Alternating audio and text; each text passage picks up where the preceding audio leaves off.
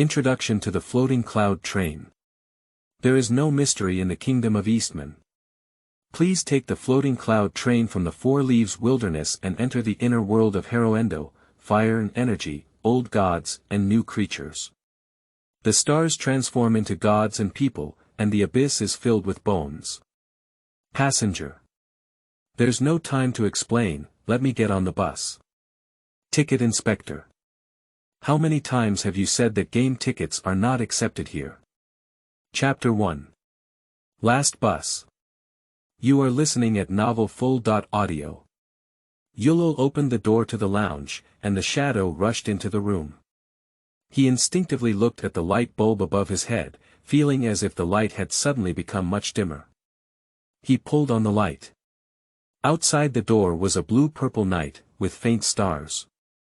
Outside the shop across the street, candles were lit, but one could only barely see the four-leaf clover sign on the plaque. The long street without pedestrians is falling with lonely snow. It's getting late, he should arrive at the station as soon as possible. Ms. Emma from the laundry always makes her apprentices work overtime in various ways, and then drives them out of the lounge to save electricity. Yulo worked as an apprentice in Songbeigler for 3 years and had never seen any overtime apprentice who could stay overnight in the lounge. Unless it is the lover of Mrs. Emma's daughter, perhaps they will quietly whisper in the lounge while there is no one around. Unfortunately, Ms. Emma's daughter is indeed biological and she may find it difficult to find a boyfriend. Yulo tightened the button on his collar, and as he walked on the silent street, his mind was still spinning with some chaotic thoughts. In the evening, there was no strong wind in Songbeigel, and he could see through the lights that snowflakes were falling straight to the ground. But even though it wasn't time for the snow to melt, Yulo still felt a piercing chill. He supported the railing and descended from the stone steps. At the end of the street stood a lightbox, with a station sign next to it. The bulletin board is hung between the lightbox and the road sign, with today's edition of the Eastman Kingdom Daily posted on it. The title is, The Coming Frost Moon. Yulo is literate and has attended several days of classes at a charity school in a monastery, which has made him stand out during his job application and become an apprentice to Ms. Emma's shop. Who knows what apprentices in laundry shops need to know to read and do? The signboard was covered with sparkling frost, but it was barely recognizable, with 7 stops from the depressed southern city to the central district of Songbeigel. Yulo looked at his fingertips, which had turned white while washing clothes, but still didn't make up his mind to clean up the frost on them. He waited for a long time in the dusty station pavilion, but the bus did not arrive. Yulo didn't wear a watch and didn't know if he had missed the last bus. The snow outside grew even denser, and just as Yulo instinctively lifted his head to see the moment of the distant clock tower, it was already so blurry that no scenery could be seen clearly. He was a bit uneasy. If he couldn't catch the bus, he would have to return to the lounge, and the next day his salary would be deducted by the angry Mrs. Emma. Etc. It seems that he doesn't have the key to the lounge at all, and can't go anywhere except to the hotel. It's just that his anxiety is of no use, and the transportation company will never add an extra late-night bus for his anxiety. Yulo waited anxiously while stepping on the platform to keep warm, his eyes wandering around. The light of the lightbox illuminated the bulletin board, and his eyes fixed on the newspaper as he began to read the article under the headline. Due to a tunnel collapse in the Morris Mountains, this year's harvest month has come to an end. There has been widespread snowfall in the southern region, and experts from an astrological meteorological tower say this is not an early start to frost month, but rather a change in the seasonal characteristics of harvest month. This year's frost month will still end after a long 150-day period. Frost moon has a total of 130 days and is the coldest month in the kingdom. In the past, the harvest month would last for 70 days, but this year, due to the widespread collapse of the Morris Mountains, a cold current flowed into the Kingdom of Eastman through a gap, causing the harvest month to be shortened by half. Yulo really wants to know if the Eastman Kingdom has issued any vacation announcements for the long frost moon. At the end of this month, the Geological Survey of the Kingdom is about to launch condolences to the families of the accident victims regarding the collapse of the Angma Tunnel. Queen Flavia has passed the Ocean Bill submitted by Parliament, and the development of Knights Bay is about to begin. The 61st Reform of Education Policies for Young Children. Border cities suffer from snow disasters. An extremely dark night falls. Snow disaster. Now it's still the middle of the harvest month. Fortunately, this is Sai City, and he couldn't help but feel grateful that he could still see the sun during the day here. If it were Winnipeg further south, it would probably be deep winter now, and it is said that there are even up to 20 days of darkness there every year. That is the legendary night of extreme darkness. The apprentice at the laundry shop could hardly imagine such a cold place in the world, where even the sun did not want to appear.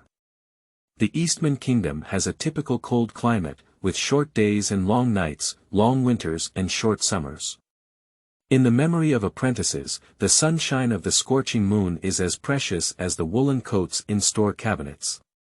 Yulul has been longing for a thick coat for a long time, but unfortunately, not to mention woolen fabrics, he can't even afford the cheapest cotton jackets in the store.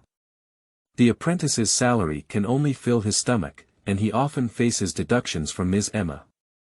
The clothes on his body were also given to him by Mrs. Joni from the monastery, which was 3 years ago. The snow gradually stopped, but Yulul would rather it fell for a while. The wind became fierce, and molten water droplets flowed on the lightbox. He only stood here for 10 minutes and felt his soul frozen. Dee. Just as he was about to lose hope, the whistle finally sounded at the end of the street, or some other sound. Yulul looked up in surprise and found the long and melodious sharp sound echoing on the street from the book garden www.zhaozuiyuan.com. He thought he had hallucinations. Goddess Gaia is up, where did the train whistle come from in Songbaigal? Without leaving time for the apprentices to think, the silver-gray locomotive rushed into the road from one end of the long street, with a momentum that made it impossible to distinguish whether it had slowed down. The sound of the whistle surrounds from left to right, and the snow lifted up splashes out from the wheels like fireworks. The poor apprentice opened his mouth wide and froze in place. The fierce airflow tore at his coat, and the button on the collar suddenly burst. In the strong wind, Yulul struggled to open his eyes and watched as the train plunged into the statue fountain at the corner. The sudden cooling and solidification of the water flow caused it to crash into powder, but the stone angel statue underneath was completely undamaged. He could see the street view across from the illusory train body, but the part of the window glass was blurry. The high-speed train passing by is like a mirage, but it has a real impact on reality. Dang dang dang dang, then came the ringing of the tower bells. The sound announced that midnight had arrived. At the same time, the train slowly stopped. The apprentice watched helplessly as the speeding body of the car changed from motion to stillness, and the shadows on the glass became blurred and clear again.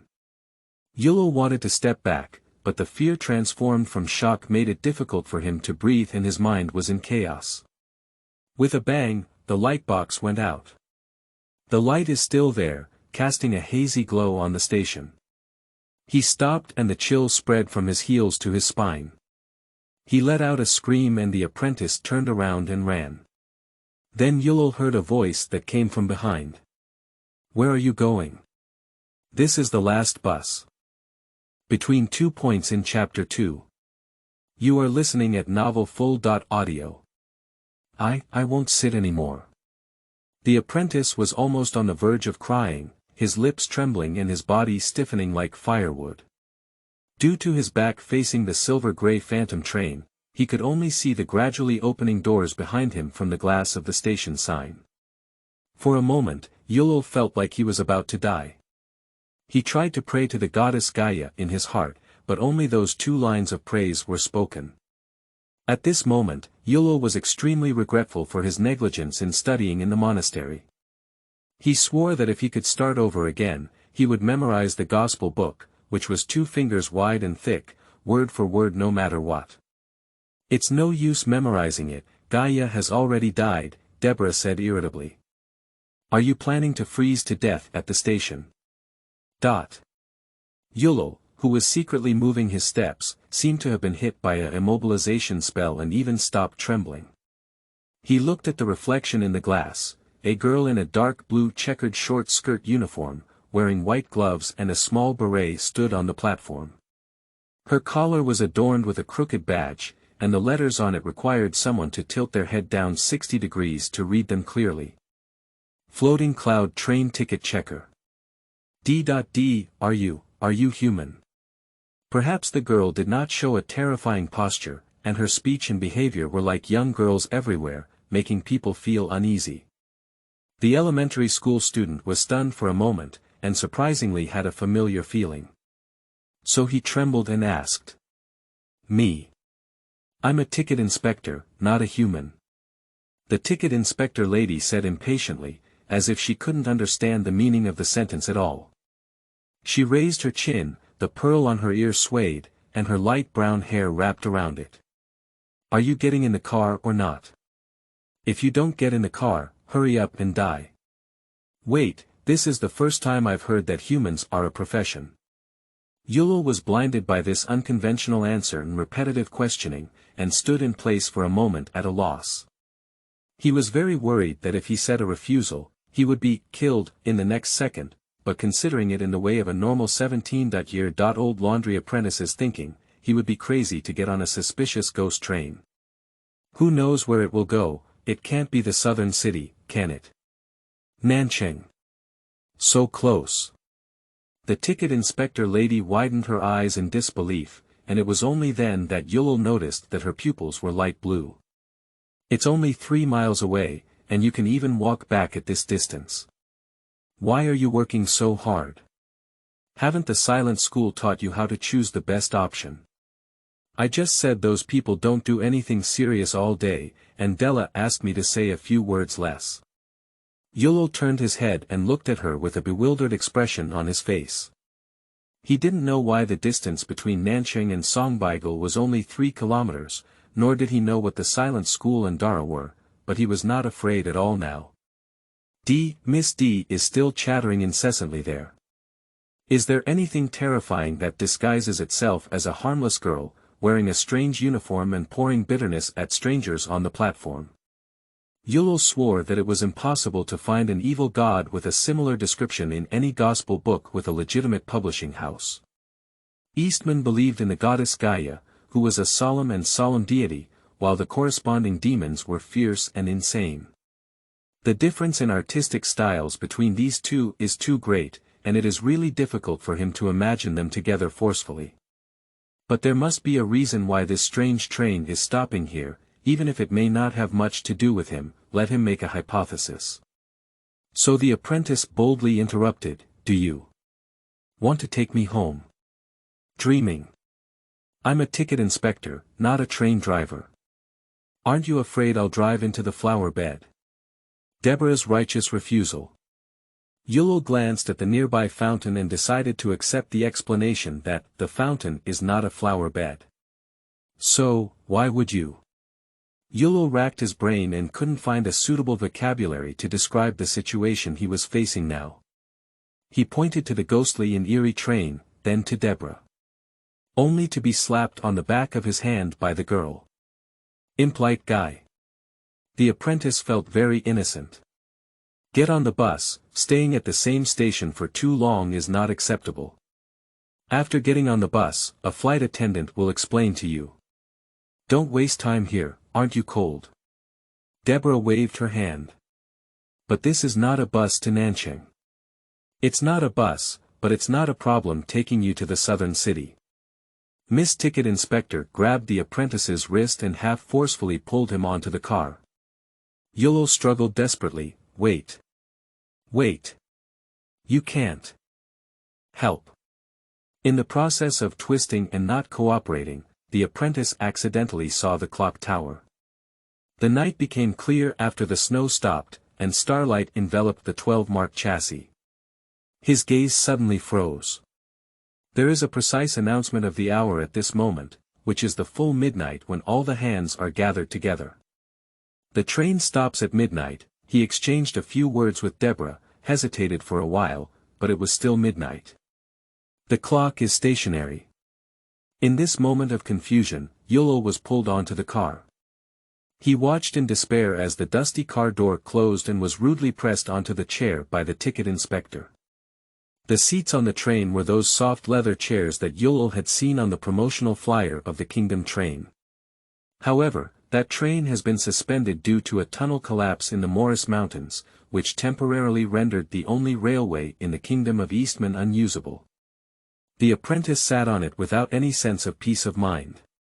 Deborah fastened her seatbelt as if tying up a roll of firewood that was about to be thrown into the fireplace, and the checkered uniform swayed in front of him, making him dizzy.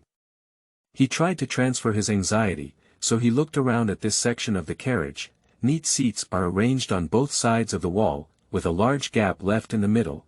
There was a layer of carpet on the ground, covered in snowy footprints by two people, which made him feel ashamed involuntarily. The interior of the silver-gray car body is smooth iron walls, as if the workers forgot to brush it with anti-rust white paint. In addition to the doors on both sides of the car, there are also large pieces of glass embedded in the iron wall, which are brighter and cleaner than the shop windows. The scenery outside was covered by the bright view inside the car, but the apprentice carefully looked around but couldn't find the light bulb for illumination. He couldn't help but swallow a mouthful of saliva as he thought of the sparkling light that still existed after the lightbox in the station went out. Yulul believed that no apprentice from a laundry shop had ever had such an experience. The worship of goddesses by the Eastman Kingdom was true, but people rationally regarded it as a pure belief rather than a fact. Demons are illusory, and gods do not exist in the material world. The former may appear in someone's heart, lurking them into corruption, and the accumulated darkness ultimately leads to evil consequences. This is human malice. The latter is the embodiment of virtues and good deeds that people love. When a person devoutly worships him, they will naturally find happiness and peace. And a semi-transparent train that can travel on the road and shuttle through the city at midnight. There is no record in the Gospel, and Julius has never heard of similar urban legends. It is an unknown mystery to humanity, a never-ending phantom vehicle for all things to sleep on at night. The apprentice, amidst his fear, inexplicably felt an excitement, which he found very stimulating. "Didi, welcome to the Fuyin train, please pass through the corresponding door. The train is about to start." A pleasant sound echoed inside the carriage, making it difficult to distinguish its source. If the speaker was not placed inside the wall, then there would only be the same explanation as the lighting. Yulul has never taken a train or paid attention to the development of railways in the kingdom. He vaguely remembers a photo of a train engine sprayed with white gas in the newspaper, which was a few months ago. But apart from the leather chairs, this train seems to have nothing similar to the Kingdom train. Firstly, it does not require a track. Secondly, it can penetrate statues in fountain pools. And so on. Is there any connection between the two? Causal relationship. The apprentice was lost in thought. All right. And at that moment, Deborah finally fastened her seatbelt. She sat down with a strange sense of satisfaction, right across from the apprentice. Yulul noticed that she had not fastened her seatbelt. "Next, we have 3 miles to go," said the ticket inspector. 3 miles and 7 stops. The apprentice finally realized that what she was talking about might be a straight distance. His heart suddenly accelerated to beat. Then, as if the handle was forcefully pushed all the way, completely different from the gradual deceleration when parking, the front wheel spun wildly. The train rushed out of the station like an arrow detached from the bowstring. The feeling of pushing back almost loosened the tight seat belt. Yulul let out a scream. He had never experienced such an exciting feeling before, because no bus dared to transport passengers in the city at such an incredible speed, but tonight he experienced this crazy speed that was beyond imagination and could potentially kill himself on any obstacle at any time. Fortunately, this car can pass through matter. After the first uncontrollable scream, the apprentice immediately realized this. He closed his mouth in frustration amidst the mocking gaze of the ticket inspector. However, suddenly, at the moment when the train's possible engine roared, Yolo widened his eyes and watched as the seat in front of him suddenly became unreal without warning. He searched for the book garden www.zhaozuiyuan.com, followed by the table and wall. And when the glass that serves as the car window disappeared, the poor apprentice knew nothing. The train has disappeared. He bumped into the fountain sculpture at the corner of the street. The apprentice immediately screamed at the top of his throat, ignoring the ticket inspector and struggling with all his might in the air. However, before he could even regain his senses, the sculpture disappeared. By the time the screams in his throat made a sound, Yolo had already passed through countless walls and a vague pile of things in an eerie suspended state. He screamed all the way, crossing 3 miles from Songbeigler to the South City, and then fell heavily to the ground. The seat belt had already been loosened, and the laundry apprentice lay on the ground in a daze, his mind buzzing. His face was facing upwards, slightly tilted towards the high heels of the ticket inspector. Deborah lowered her head and saw a pair of dilated eyeballs on the pale and swollen cheeks of the apprentice, with bulging veins around her neck. She was startled. The short journey was also brief, and before Yolo could react, the train had already stopped. The apprentice, who was then in a confused state, felt a kick on his waist, accompanied by the girl's angry and embarrassed growls. "Have you seen enough?" After being drunk by Langbuting, Yolo finally got rid of the excitement of hitting the wall in a loop. He unconsciously blinked his sore eyes, coughing and panting desperately. "Haven't you seen enough yet?" The poor apprentice was still confused when angry Deborah threw him out of the car door. Yolo lay dizzy on the stone steps, feeling back pain but more scorching. The summer sun shone on his face. Chapter 3. Knox. You are listening at novelfull.audio. The bar was bustling with people. It may be called a tavern or nightclub in other places, but in Pennsylvania, it is called a bar. Cecilia is dozing off with her chin propped up on the bar in front of the wine cabinet. Her fried dough twists braid and the mahogany table under her body are in the same color. Her floppy hat is buttoned on her forehead, which looks like a cow's tongue hanging on her ears. Bang bang. A guest walked over and patted the table with their palm. That's a dwarf mercenary with a big nose, hanging a string of small hammers and pickaxes around his waist, like a dirty large toy. Due to height issues, the dwarf can only be photographed on the side of the bar counter. He said rudely. "Max honey. Did you hear me, you lazy ghost? Max honey." The bar was almost knocked down by him. Sporadic laughter echoed from the bar, and the dwarf turned around and glared fiercely at the onlookers, forcing them to turn their faces one by one while suppressing their laughter. Then he raised his head again and stared at the awakened girl with a flushed face. He shouted more than 10 times at the table, and Cecilia, who was sleeping soundly, ignored him for a moment. The girl woke up from her dream and no one could fall asleep under such disturbance. She threw her braid behind her in a panic, squinted her eyes, and jumped up. "Okay. I heard you. I'll get it for you right away." Halfway through the conversation, Cecilia got stuck and suddenly realized that there seemed to be no one in front of her. She instinctively pushed the glasses that slid down to the tip of her nose and said, "Sir. Which table are you at?" The mercenaries burst into laughter. When Yolo pushed open the door in a daze, the sound of laughter poured into his ears. There were still illusions overlapping in front of him, and there seemed to be 1,000 sparrows chirping in his ears. Laughter and clapping were like chaotic drumbeats, making his mind drowsy. But none of this can prevent a rough, manic roar from crashing into the eardrums. "Give me Max wine. I'm right in front of you. You blind man."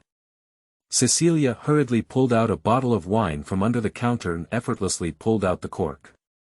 The girl only breathed a sigh of relief when she handed the prepared glass to the irritable dwarf gentleman.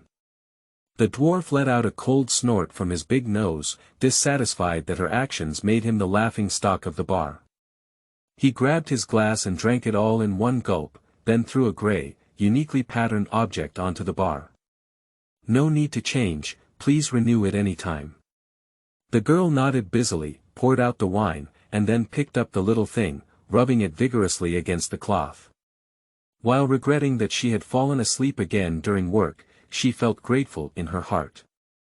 If the owner of the bar found out about her laziness, she was likely to lose the job. However, even though she always slept at the bar, none of the regular mercenaries at these bars had exposed the situation to the owner. Even the dwarf mister who she didn't see in a daze just now was just having a slightly bad attitude.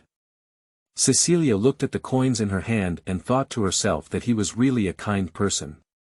The dwarf didn't drink any more honey wine, so he returned to his dining table holding a cup. Several people wearing leather armor by the door suddenly applauded warmly, laughing heartily while giving him heroic treatment. "Is Mac's honey wine delicious? Share some with me, Paint. You should bring the bottle over, otherwise Cecilia will fall asleep again later." His companions, let alone friends, were cheering at the dining table. Even more outrageous, a mercenary with orange skin, asymmetrical leather armor, and a battle dress made an exaggerated push of his glasses, even though there was nothing on his nose bridge, murmuring in a hazy voice. "Sir, which table are you at?" His companion across from him laughed so hard that he almost flipped the table over. "Hey! You bastards!" Dwarf Paint's nose turned red with anger. He jumped onto the chair and slammed his hand onto the table, causing the plate and knives and forks to roll over in a series. "Be quiet! Be quiet! There are new guests coming." The bar became quiet for a while. Yulul rubbed his temples and lifted his head, finding a pair of strange-shaped eyes, big or small, fixed on him. He suddenly became the center of attention. The apprentice took a half-step back, hesitating whether to seize the way and flee. Thinking becomes logical again, and disconnected consciousness begins to connect. It is worth celebrating that he has finally found his ability to perceive and think, but before that, he must understand a few questions. Why are they all looking at me? What strange place is this? Has the floating cloud train taken me home yet? Yulul swallowed his saliva and deeply regretted his reckless behavior of just pushing the door in. At the same time, he himself had an answer to a question. This is by no means his home.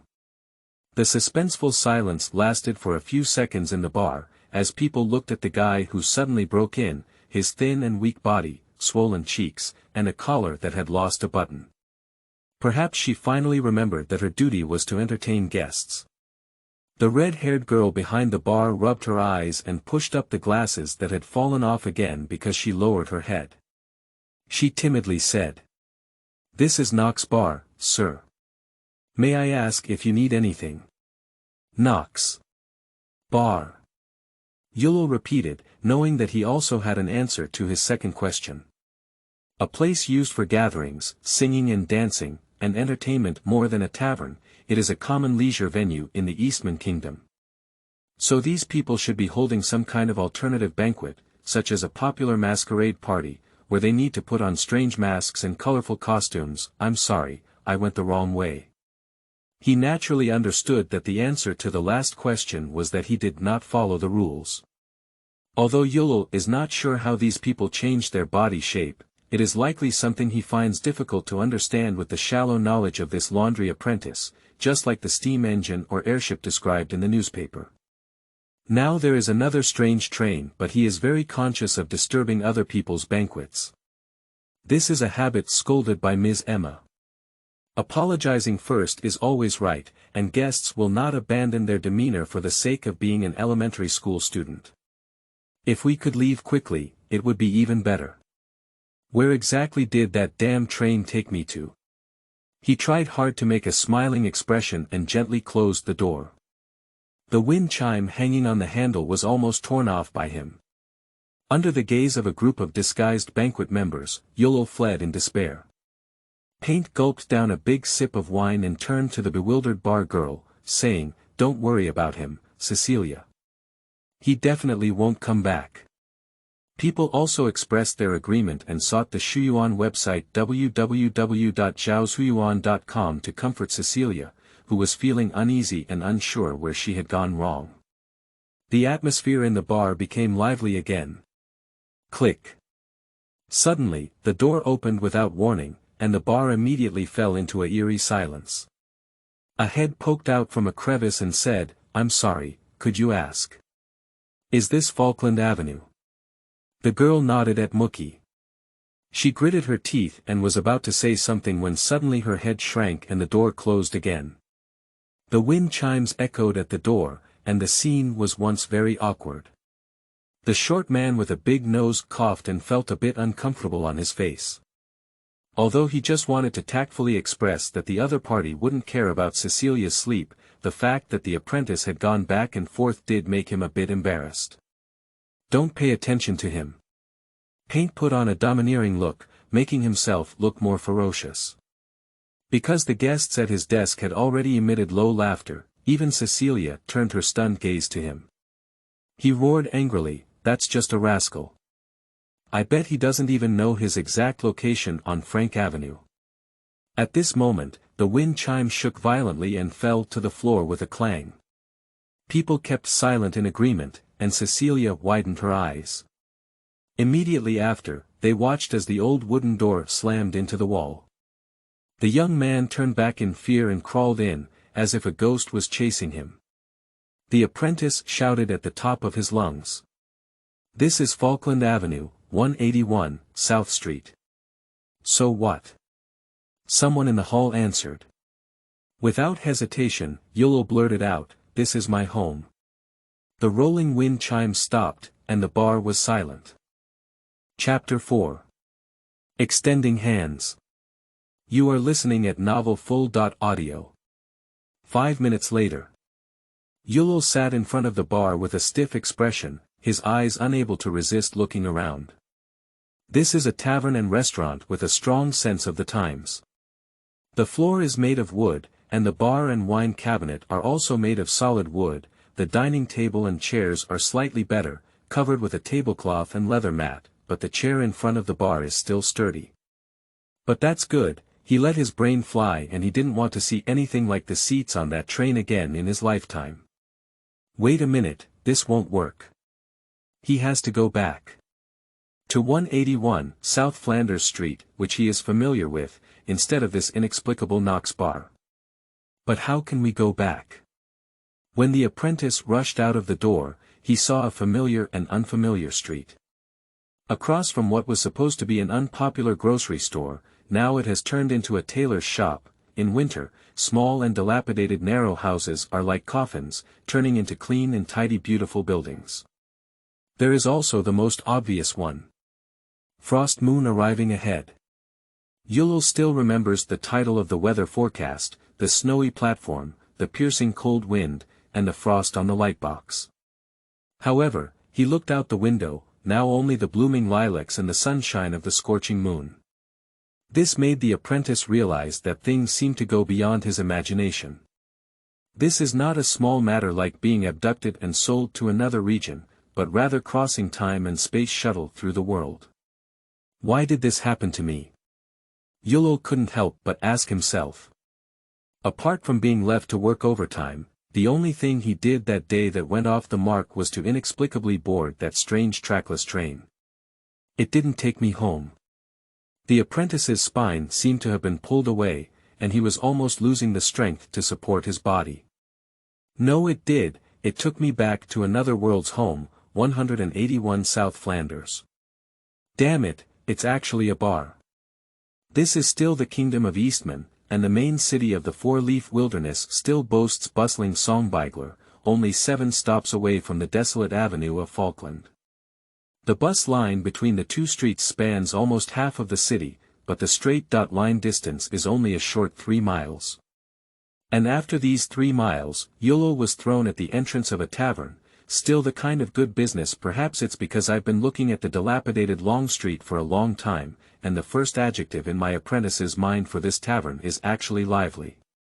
His fingers unconsciously caressed the smooth glass of coffee, which was given to him by the kind-hearted dwarf who had a hot temper but was unexpectedly kind.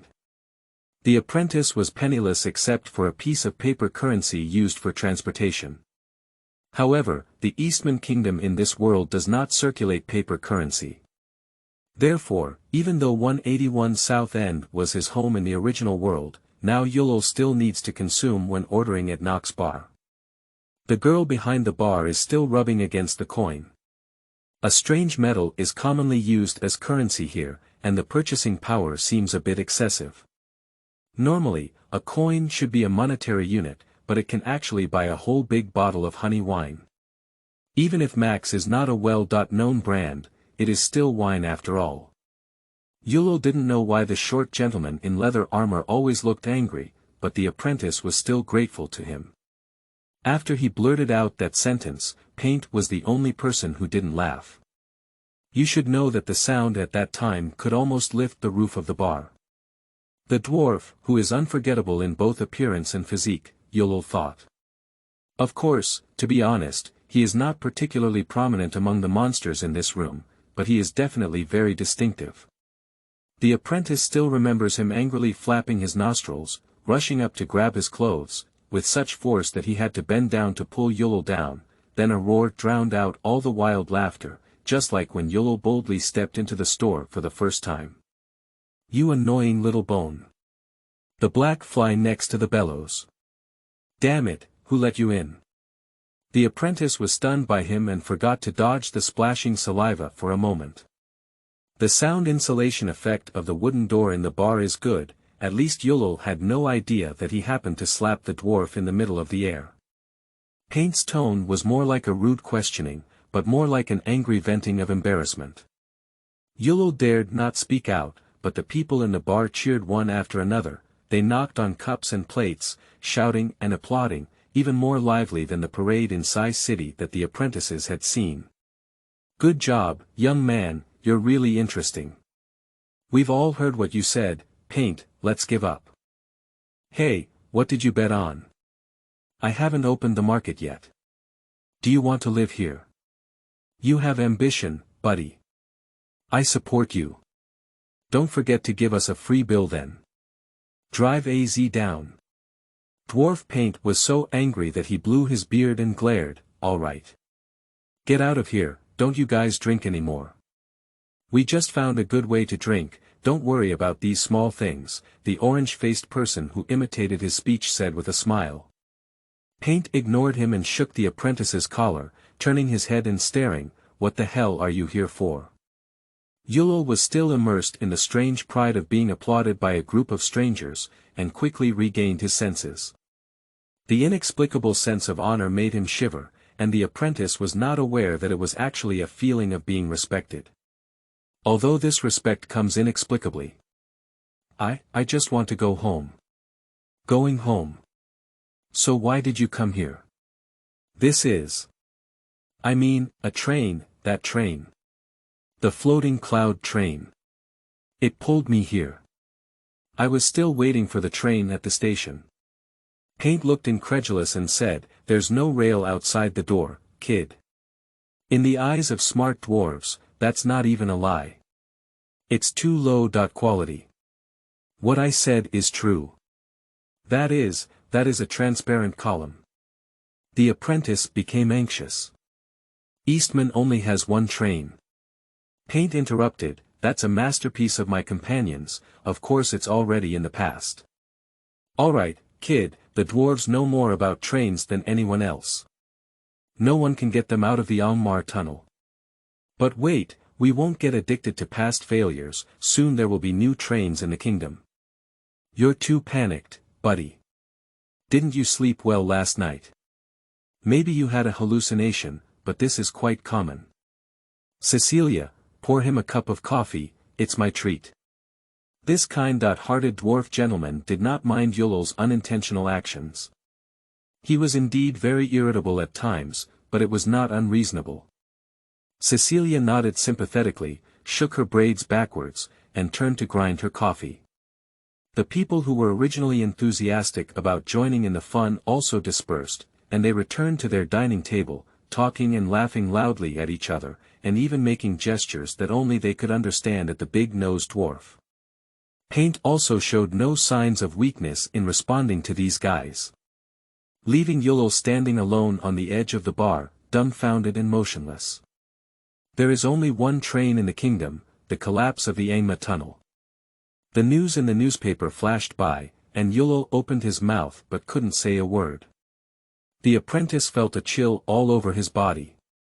He was well aware that his journey home might not be so easy. Seeing Yulul staring at the coin in her hand, the girl's first reaction was to hide it with her back. But she immediately realized that the poor person in front of her probably had never seen this gold coin.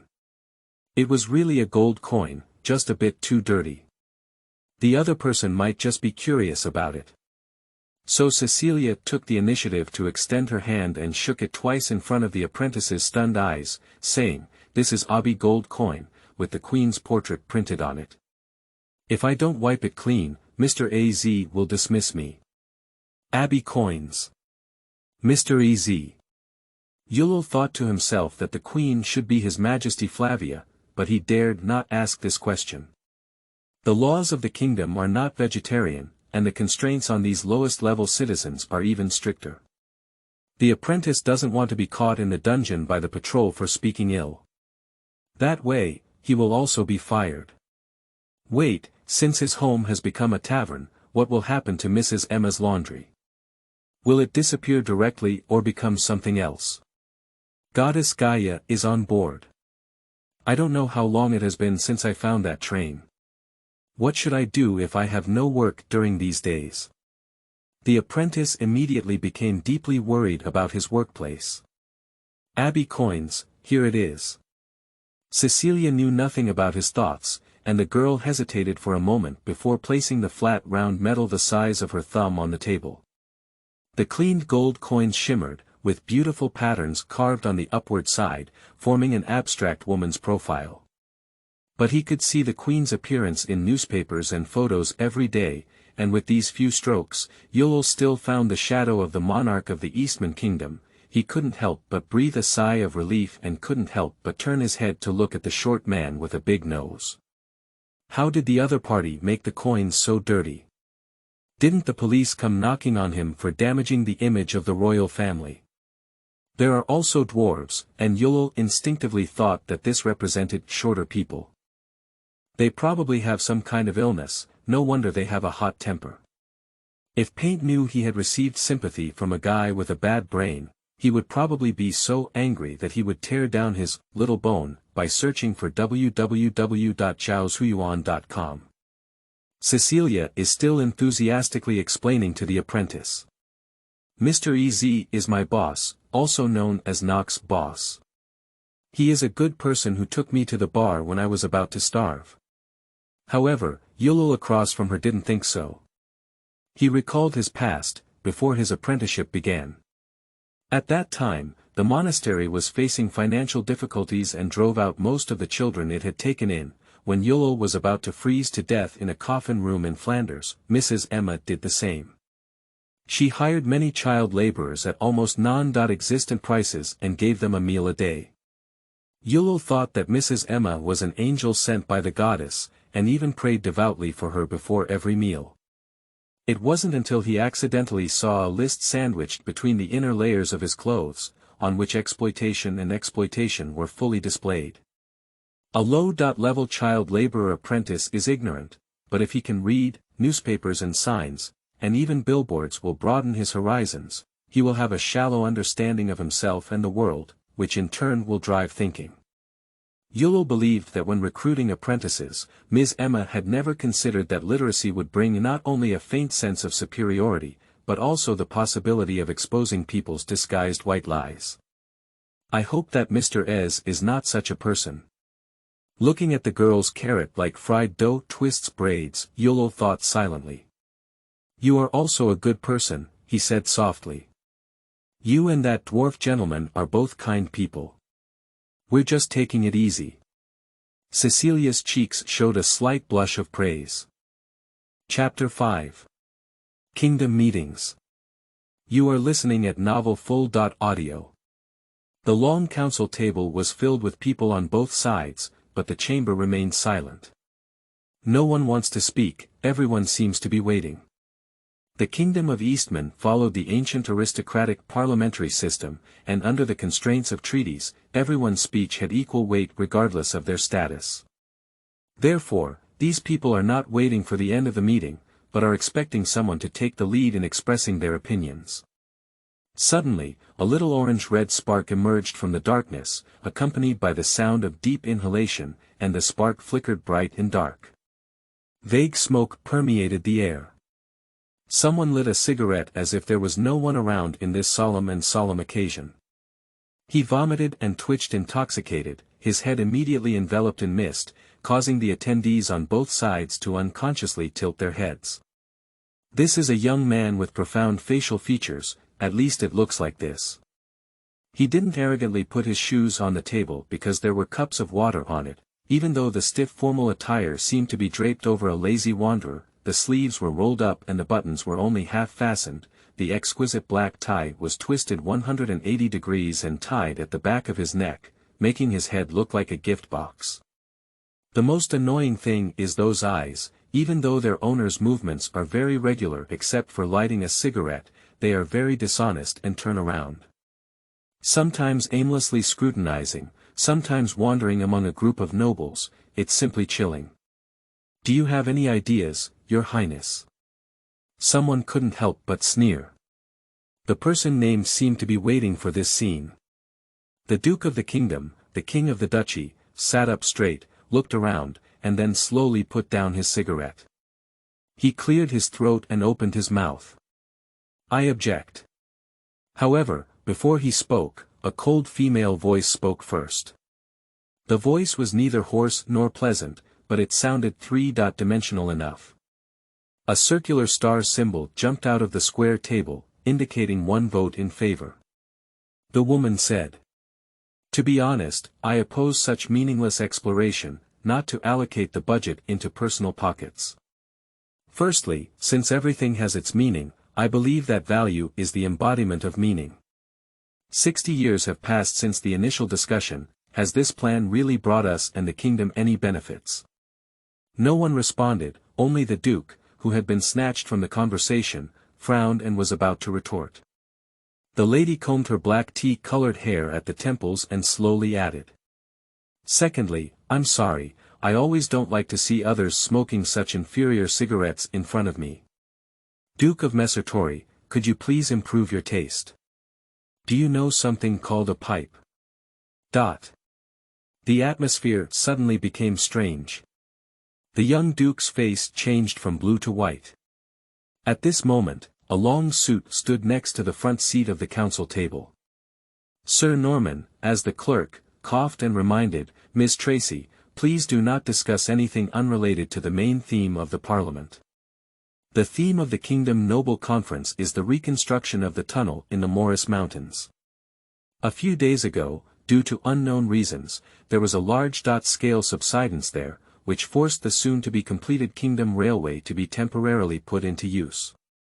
The railway project, which lasted for 60 years, was destroyed overnight, causing incalculable losses. The Parliament is discussing whether to continue. This is obviously unrelated to the pipe."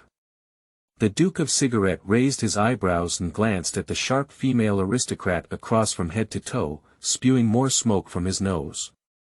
"I agree," he said. The symbol immediately jumped and looked a bit more complex, but it also darkened again. This obvious provocation earned Tracy a contemptuous glance, but it seemed to awaken a table of mummies sleeping in coffins. The nobles began to vote, and the atmosphere became eerie and lively. Sir Norman lowered his head to record. When he stopped writing, the symbol on the table had turned into a miniature star ball. Countless sparkling star fragments danced around the translucent white subject, with light golden star patterns interwoven vertically and horizontally, like brilliant artworks. Since the first vote is against, white means that there are more votes against than in favor, but it does not represent the degree of advantage. When voting is most frequent, it bounces back and forth like a ball in place, and those little dots of light dance along with it. At this point, only a few people remained without voting. The conference room quieted down again, even the wind decreased, and the shaking of the window curtains gradually slowed down. "Wait, Mr. Messere.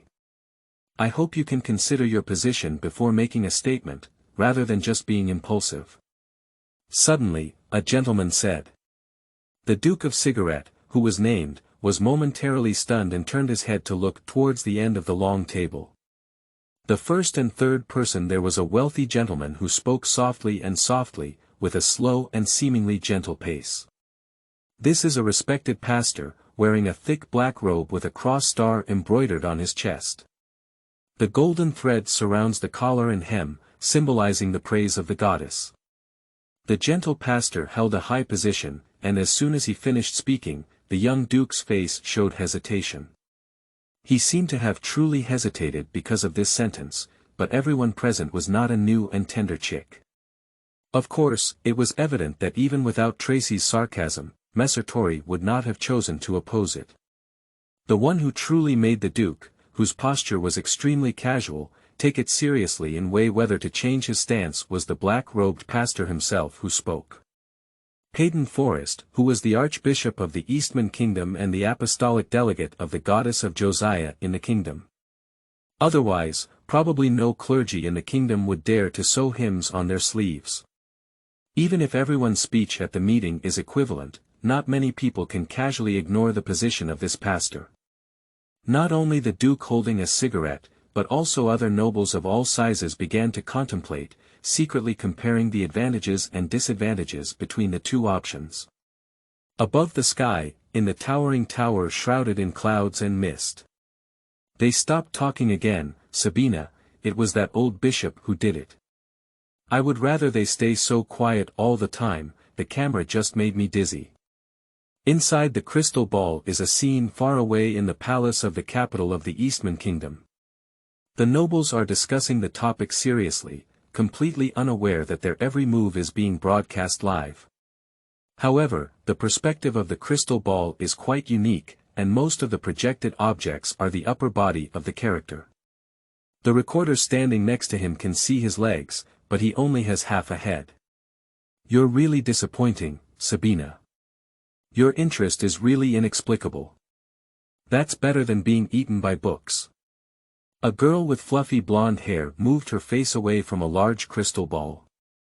She stepped on the chair and twisted around to look at the angle, then withdrew and made a slightly sinister expression through the crystal towards the girl holding the book. "We're here to record astrological changes, how can we do without taking notes? You use an observation ball to see those useless things, and I won't lend you homework later." Sabina was dressed in the night sky robe of an astrologer, and a zodiac chart covered her whole body from top to bottom, with star lines even on her arms. She was originally bowing her head to write and draw in her notebook, when she looked up in anger and saw a twisted and enlarged ghost face sticking out its tongue at her. "Ah!" Sabina couldn't help but scream. "What are you doing?" He snapped out of anger and said, "What are you doing?" The girl with a fluffy and explosive head rested her paws on a smooth surface, persistently making herself look more ferocious through the crystal ball and the projection projected inside. "Sabina, do you think I'm scary?" The little astrologer didn't feel scared at all, but was startled by the movements of his companions. "Stay away from me, you little fool. The observation ball is movable, you're going to knock it down." The ghost face's reaction to Sabina was only a brief scream, and it immediately moved closer in dissatisfaction, filtering out the warning words. "Kaka." Just like a prophecy, as soon as Sabina finished speaking, her chair swayed on the carpet, but she finally didn't fall down. The girl holding the book's heart lifted and fell again. She looked up at the heartless lion-headed troublemaker still wriggling there, slamming the book shut and angrily shouting, "You come down, Roma. I'm going to tell the teacher. You know this." Little golden-haired Roman shook her chair even harder, accompanied by the crystal suspended in front of her shaking for a moment. "The teacher won't care about me. Don't talk nonsense, Teacher Larson will make you clean up. Wait, I'll go tell him now, you use the coordinates of the observation ball to peep. Hey. I'll tell him you've seen it too, Roma said reluctantly. She was about to stand up while holding the crystal ball, and suddenly felt her hand slip. The little lion's head and the astrologer both screamed at the same time. In the conference room, people quieted down and waited for Archduke Mezzodottore to make a choice. The gentleman extinguished the cigarette in his hand, then reached out his fingers to rub his chin, followed by a bridge of his nose. When he started pinching his earlobes, Tracy across from him became impatient. Have you finished washing your face, Mr. Mezzodottore? If you want to continue combing your hair with your tongue, I suggest you stay in the fireplace. Sir Norman, holding a pen, suddenly coughed and quickly turned his head to look for the Shuyuan website www.zhaoshuyuan.com. The bishop's mouth twitched slightly. Now the Duke of Cigarette couldn't maintain his expression, and even the city government couldn't tolerate such face-to-face humiliation. Of course, the Duke of Mezzodottore has a much thicker skin than an ordinary person, otherwise he wouldn't have been able to smoke in public. However, in terms of provoking people, Miss Tracy, who had sharp words, was better than others. I don't know what pain she accidentally poked, but the Duke's face turned pale with anger, and he would stand up as soon as he slapped the table, pop. Just as the young man stood up, the brilliant planet on the table suddenly shattered without warning. So, the eyes of the attending nobles shifted from Mezzodotore's body to the table, and then back to the hands of the young nobles. The Duke of Cigarette raised his hand in a daze and said, I didn't use any force. People looked at him with a unified surprise on their faces. Tracy was the first to speak, but she wasn't looking at Mezzodottore either. She turned her head to look at Sir Norman and said, Mr. Norman, what's wrong with the projection magic on the Capitol? It was smashed. Norman almost blurted out this sentence. Just now, he was shocked and forgot to cough. It was only after being reminded by the noblewoman with black tea that he realized that checking the magic circle was also his job. He is a master of palace magic. A section of the magic text was misplaced. Sir Norman quickly found the reason. When he looked up, he saw Archduke Mezzodottore still raising his hand comically, so he added, Don't worry, Mr. Mezzodottore. It's not your business, you can't break a shadow. A furious scream came from the towering tower amidst the clouds and mist. Roma, look at what you've done. Chapter 6. 3 Fools. You are listening at novelfull.audio. The girl's cheeks were like a small apple. She lowered her head to pick up the gold coin, and her nails scraped back and forth in the pattern. Yulul was talking to a girl of the same age for the first time, but the heavy workload for a long time made him completely unaware of this, and he still looked natural. It wasn't until the girl showed a bit of nervousness that he realized he might have been a bit reckless. For a moment, the apprentice was extremely embarrassed. His first reaction was to apologize, but doing so would actually put the girl in an embarrassing situation. Do you want to say goodbye and leave like this? But since his home has changed, where can he go? Yulul felt a gloomy future ahead. Fortunately, Cecilia took the initiative to ask. Sir, your complexion doesn't look very good. Why don't you go home and rest? That's a good question. The apprentice couldn't help but glance at the corner of the restaurant where his bed was originally placed. Now there's a bunch of messy things piled up there, including mops and buckets, as well as 2 brooms. I don't know how long it hasn't been moved, but there's a shiny spider web connected between the wooden poles. I can't find my home, he replied dejectedly. I'm sorry. No, I didn't mean that. Well, actually it's not much different. Just call me Julius, I'm sorry I don't have a surname. The apprentice waved hastily. Mr. Yulul. This time it was the apprentice's turn to blush. No, don't be so polite. I'm Cecilia, Mr. Isa's employee, said the carrot girl, who always shows a little bit of tiger teeth when speaking. making people unconsciously feel a sense of familiarity. The apprentice noticed that the girl's eyes were amber, and when she smiled, ripples would ripple inside. However, the large glasses made her appear a bit confused. "Just call me Cecilia too." Yulol opened his mouth and suddenly remembered the nickname that the big-nosed dwarf used to refer to the girl. After hesitating for a moment, he exclaimed, "Cecilia." With a ding sound, the gold coin in little Carrot's hand fell to the floor. She took a half step back and quickly bent down. "What am I talking about?" The apprentice wished to burrow into the cracks in the ground. "It's just that he hasn't penetrated yet, but the obby gold coin went in first." Cecilia had a mournful expression on her face, squatting down and vigorously pressing the gap between the wooden boards, hoping to pull out the beautiful coin. I'll help you." Yulol quickly lowered his body, and no matter how he said it, it was his responsibility. The two of them gathered together to crack the crack in the tattered wooden board, like two mushrooms. They tossed and turned for a while, but couldn't get the gold coins out. Until Paint came over to renew his drink, he stepped on Yulol's chair and shouted at the bar, "Cecilia! Where have you been?" Miss Carrot immediately jumped up like a rabbit. "What are you sneaking around playing with?" "I fell in." "What?" Gold coins fell in," the girl timidly said. Paint snorted, "Two idiots." He untied the small hammer from his waist and threw it with a clang at the apprentice's feet, holding a glass of wine and mocking, saying, "Have you not woken up yet, Cecilia? And that kid, you may be lacking sleep and your mind may not be clear. Two confused bugs." Amidst the dwarf's scolding, Yulol picked up a hammer and smashed a hole in the wooden board, finally retrieving the mischievous gold coin from his hand. The apprentice handed the gold coin to Cecilia while returning the hammer to the dwarf with a big nose. "Thank you, Mr. Paint." "All right, don't say that's useless." The dwarf shrugged at their gratitude. "Az is coming back soon. How are you planning to tidy up that floor?" "Wooden board." "Oh no, he accidentally damaged the floor of the tavern."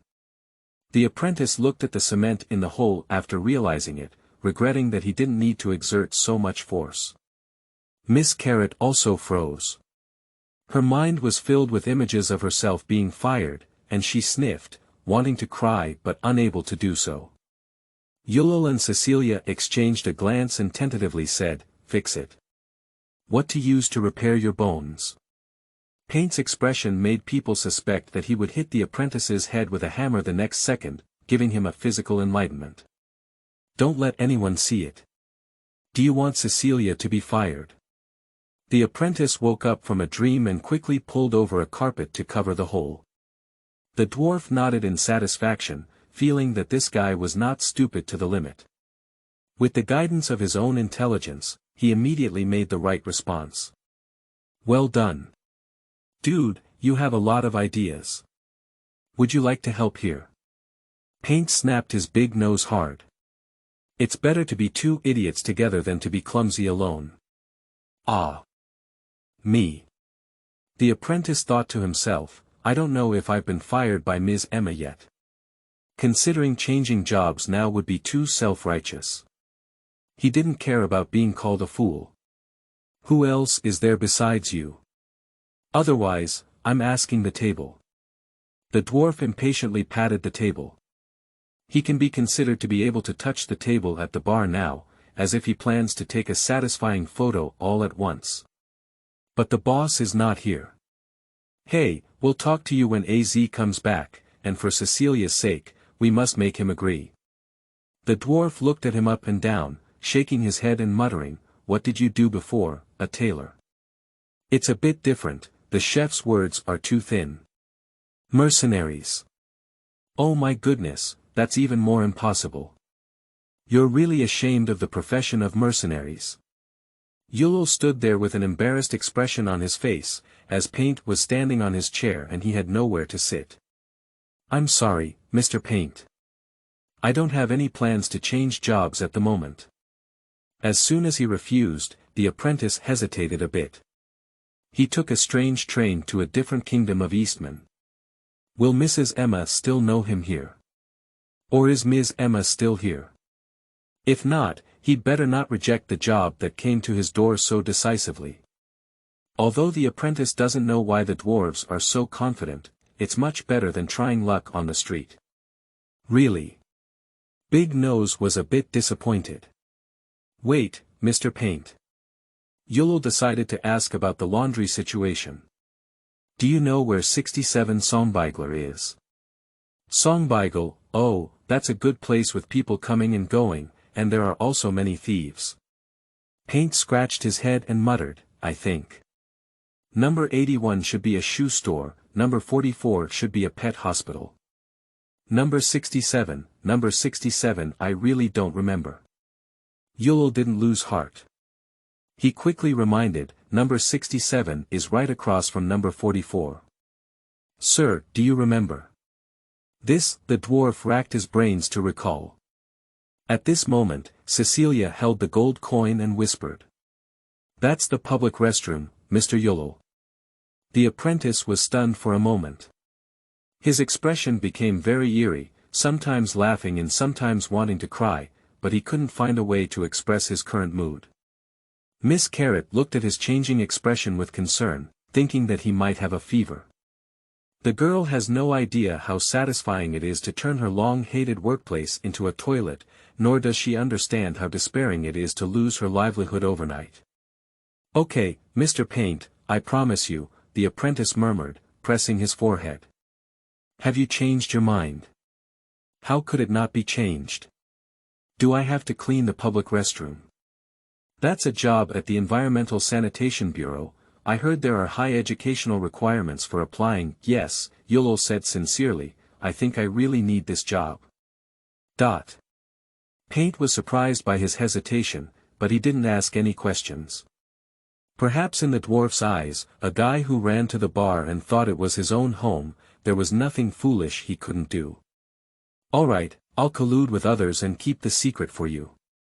Anyway, don't let AZ find out. He's a stingy guy. If you damage his tavern, he will definitely demand compensation. I've been wanting to see that guy suffer a loss for a long time, and you've been a big help to me, said Paint, with a hint of schadenfreude in his eyes. Yulel nodded strangely, watching as the short man drank the honey wine in one gulp, and then eagerly went to discuss the matter of concealment. Will others also reach an agreement with him? How disrespectful that bar owner really is. As the apprentice tried to avoid turning his face, he saw a sign of an orange-red face shaking his head and brain, which made Yulel quickly shift his gaze away. But judging from his appearance, does the dwarf's proposal seem to have a plot? Uncle Paint and the others are Mr. S's old friends, Cecilia explained softly. They have a good relationship and used to be comrades in arms in a team. Yulel was attracted by her words. Comrades in arms. He couldn't help but look at Paint through the reflection of the cup, thinking to himself that the height of the short man with a big nose couldn't meet the bottom line of conscription standards. How did he get into the Kingdom Army? Knox Mercenary Corps, with the same name as a bar. Mr. Ez was originally a squad leader. Mercenary group, what is that? Yulel thought it was an illegal gathering organization. The Eastman Kingdom doesn't have many mercenaries, let alone regiments. There are many adventurers, all of whom are a group of people with abnormal minds. They like to spend a lot of money searching for excitement in high mountains and deep valleys, and then write their experiences into chaotic travelogues to deceive later generations and send them to death. Of course, these things are very interesting when viewed as novels, and even the newspapers of the kingdom have a dedicated section for publishing them. Cecilia pushed her glasses, unsure if the boy in front of her was teasing her, but he did look interested and straightened up, waiting for her answer. He may just not have much common sense. Cecilia hesitated for a moment before answering, that's a team of adventurers. They will go to the forest together to capture mysterious creatures for money, and also accept hired escort caravans to travel through the wilderness. Most adventurers are excellent warriors, so mercenaries are also a glorious profession. The apprentice was stunned upon hearing it.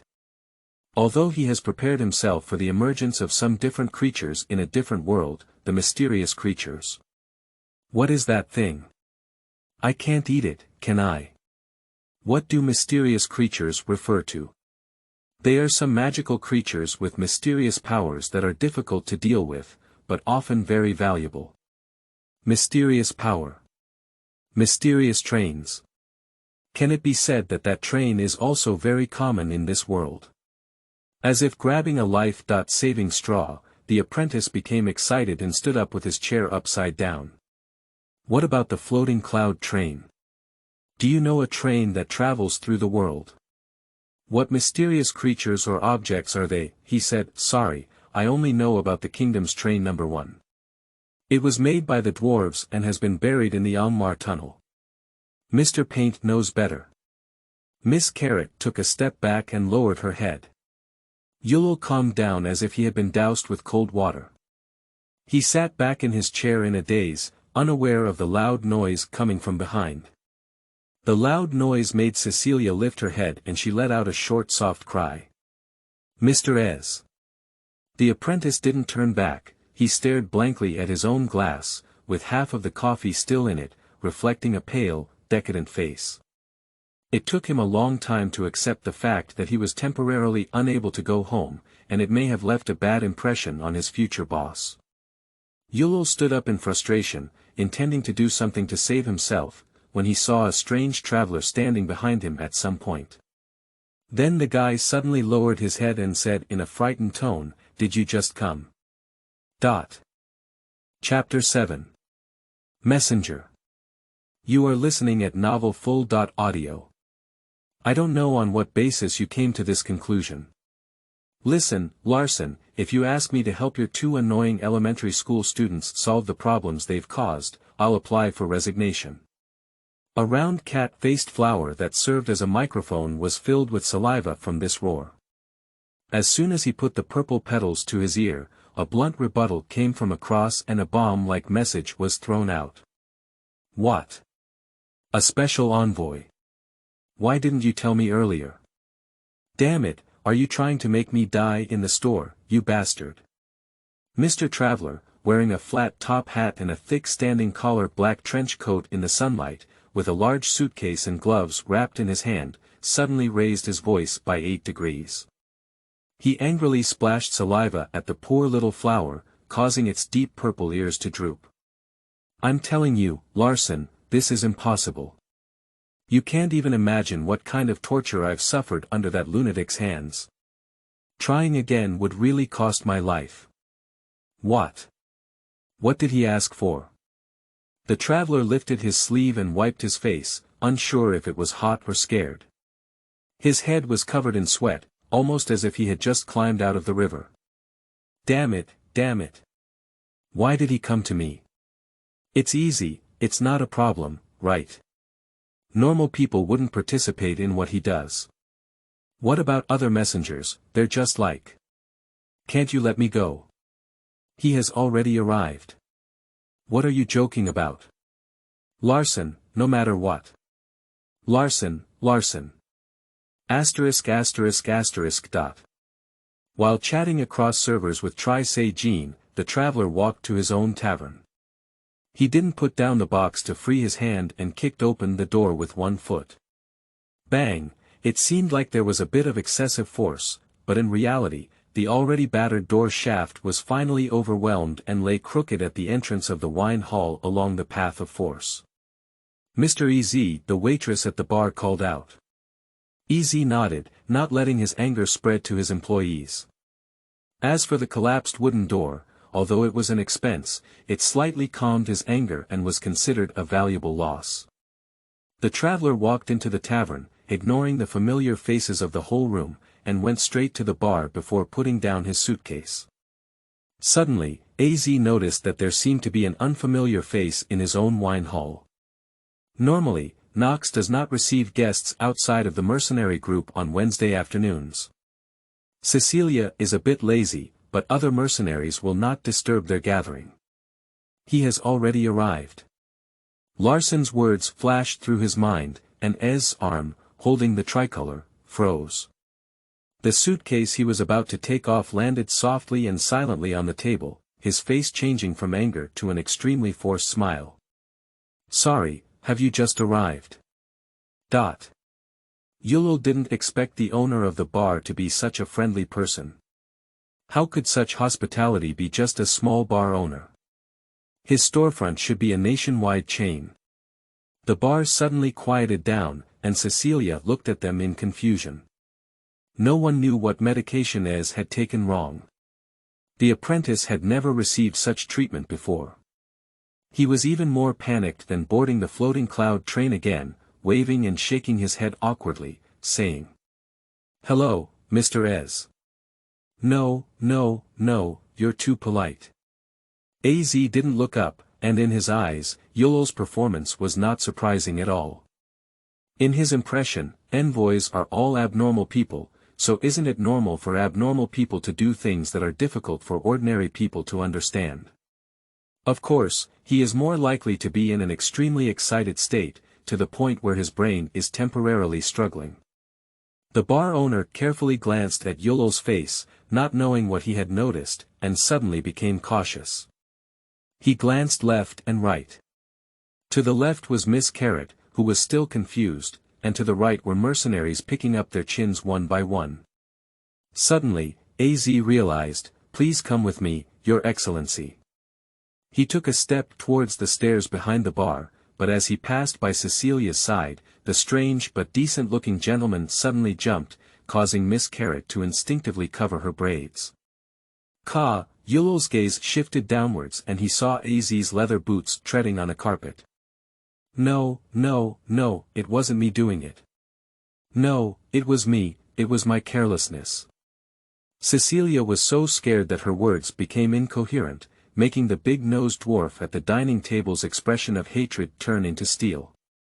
"Ez hasn't even said anything yet, why did you tell the truth first?" "It's okay, be careful next time."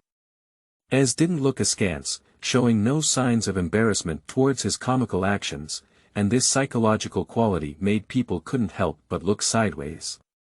He calmly pulled his heel out of the broken wooden board and stepped up the first step. The apprentice followed the dusty traveler up to the second floor in a daze. He is also familiar with the environment here. There used to be his roommate who came out of the orphanage together, and the two of them exchanged a meager salary for a place to live in Farland. And now, at the end of the staircase is a spacious-looking living room, with an unlit light hanging from the ceiling. Az snapped his finger and it lit up on its own. Before Yulul could be surprised, he saw the bar owner being particularly attentive in opening the windows, dusting off the dust, and even pouring water on the flower pot on the balcony without leaking a single leak.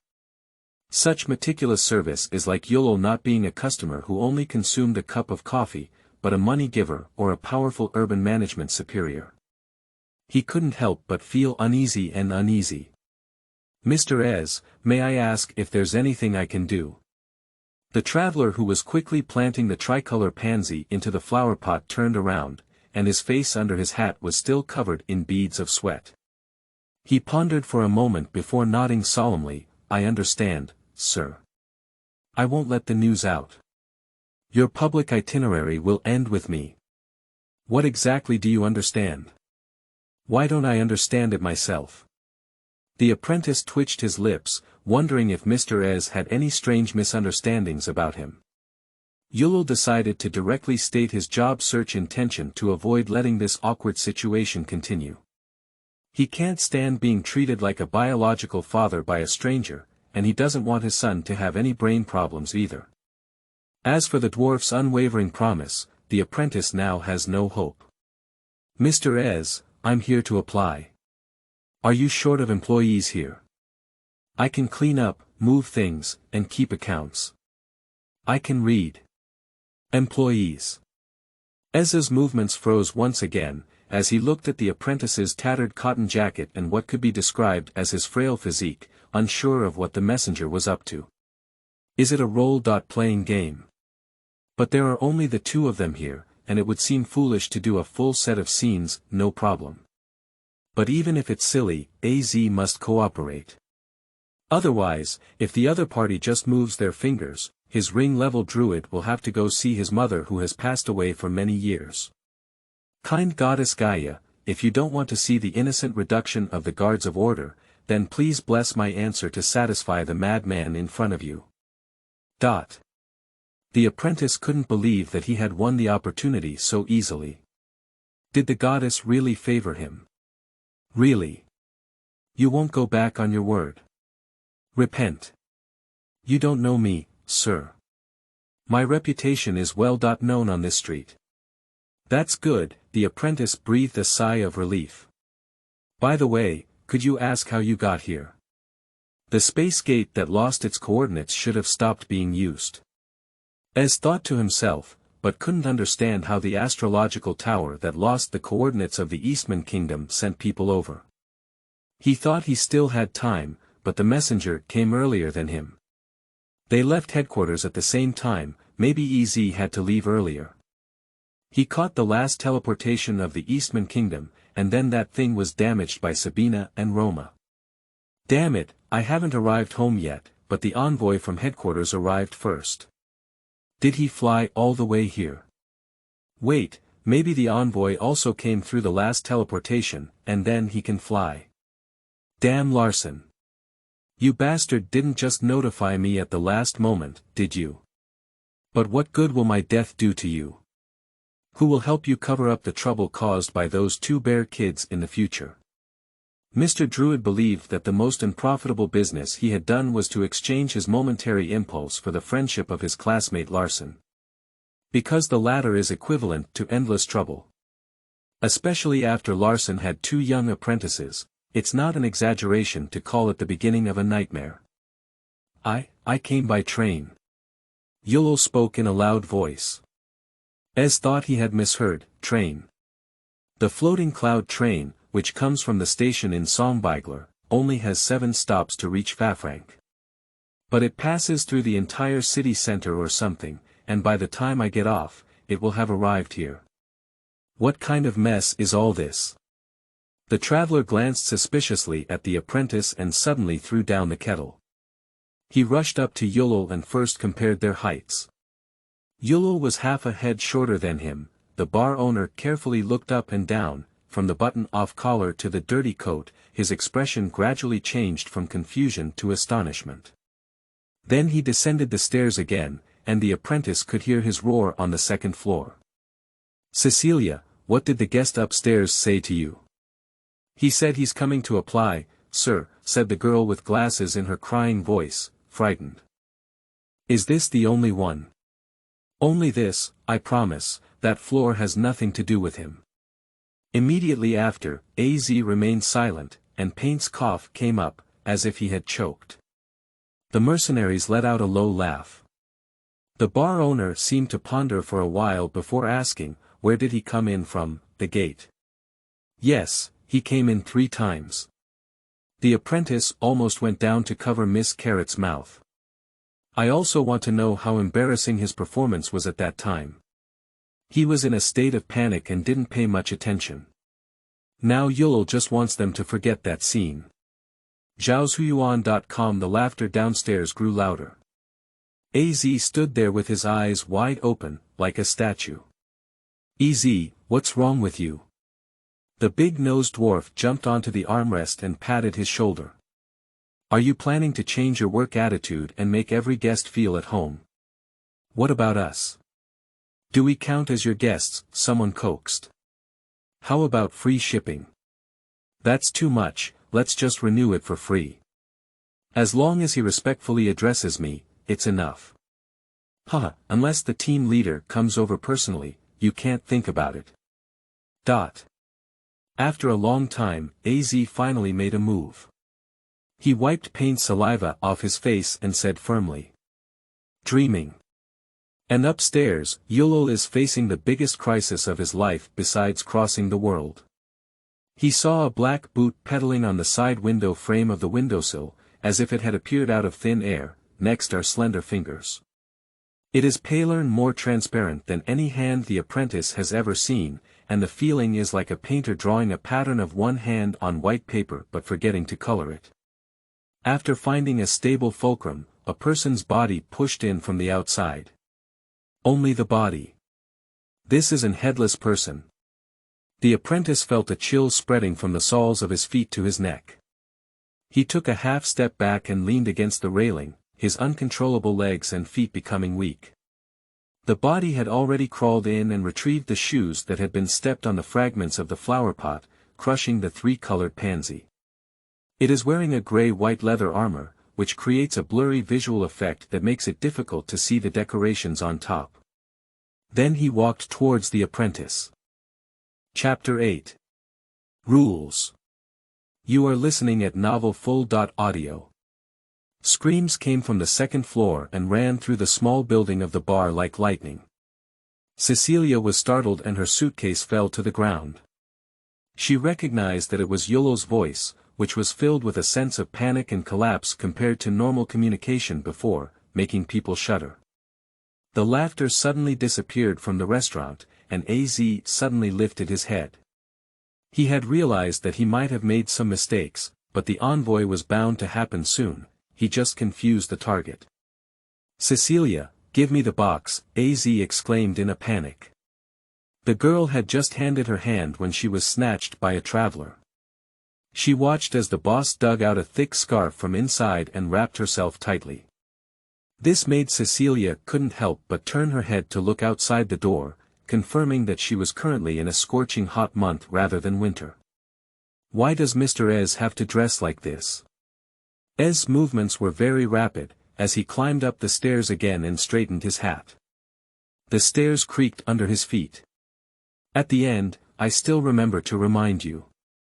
Don't go upstairs, don't come up under any circumstances, don't say anything. What's going on, buddy? The dwarf asked again. You'll know soon. The bar owner shook his head and said he wouldn't say much. Yolo climbed up the railing, which was the edge of the bookshelf. He tried to shrink his body, his back pressed against the cold glass, and his muscles were numbed by the cold, almost losing their rationality in fear. The headless body was in front of him, bent over, only half an arm away from his face. Until now, Yolo could only see clearly that this incomplete humanoid form. Let's consider it a creature. Was not severed from the neck, but its outline from bottom to top began to blur. The legs were clear, and the color of the upper body gradually faded.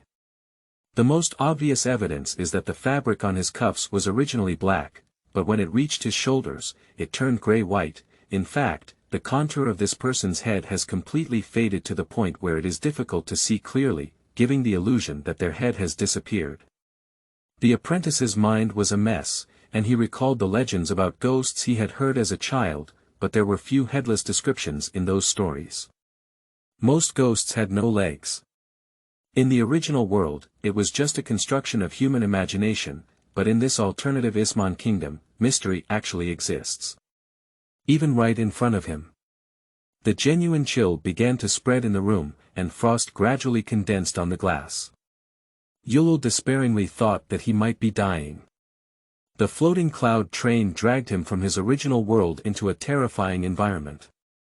What would this ghost do to turn him into his own kind? But unexpectedly, a strange deep voice appeared in the room after he screamed. Can you see me? The apprentice then realized that the strange creature in front of him could also communicate, and his heart ignited some hope, but immediately sank. He didn't know how to answer, and even at the station in Songbeigler, he had a clear way of life to choose from. But now, would it be too late for him to say he didn't see it? But it's also worth a try, it's better than being honestly killed. So the apprentice crazily began shaking his head, the amplitude and frequency completely approaching the limit he could reach, causing the headless people who were close to him to move backwards. After a moment of silence, the voice said confidently, "You can hear me speaking." Yolo almost wanted to slap himself. He had never experienced his foolishness so deeply before, and fear had already thrown him into chaos.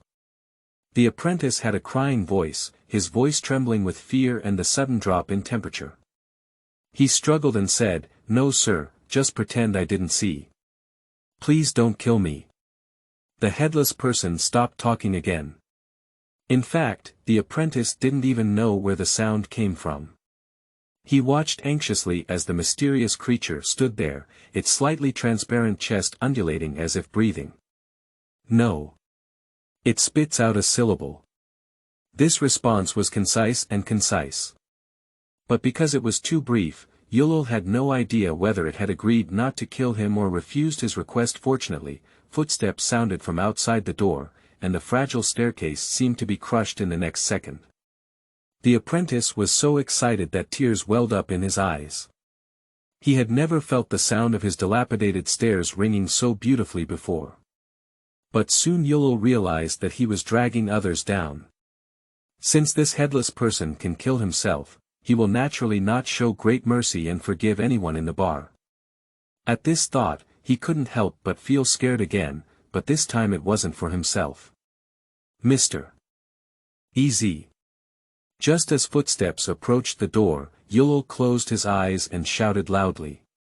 There's an headless person here. The reason there were no more warnings was that the apprentice still had some expectations, which came from the mercenaries Cecilia had mentioned to him. They were actually hunting these mysterious creatures, weren't they? In that moment, Yulul's rationality returned to his body, and he was able to recall the words spoken by the clumsy girl behind the bar in an instant of lightning. If he can survive, the apprentice feels that he must go and confess to her, perhaps this is love. For a moment, the laundry apprentice who worked hard every day to fill his stomach suddenly felt a sense of having no regrets in his life. The headless person also heard the sound, perhaps it was felt through other means, so he slightly tilted his body and said, "Es." The footsteps in front of the door paused for a moment, while the back door opened. The door was quickly opened and then quickly closed.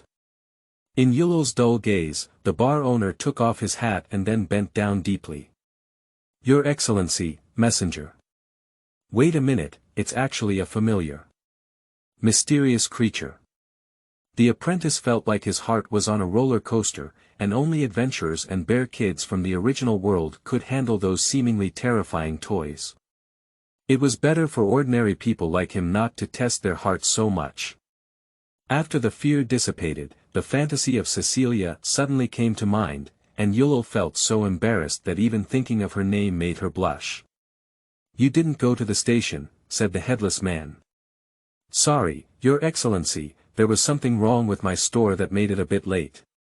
Perhaps his apology was very sincere, and the sweat on his face was also very convincing. The headless man didn't hold on to this matter and said, "My night curse is broken."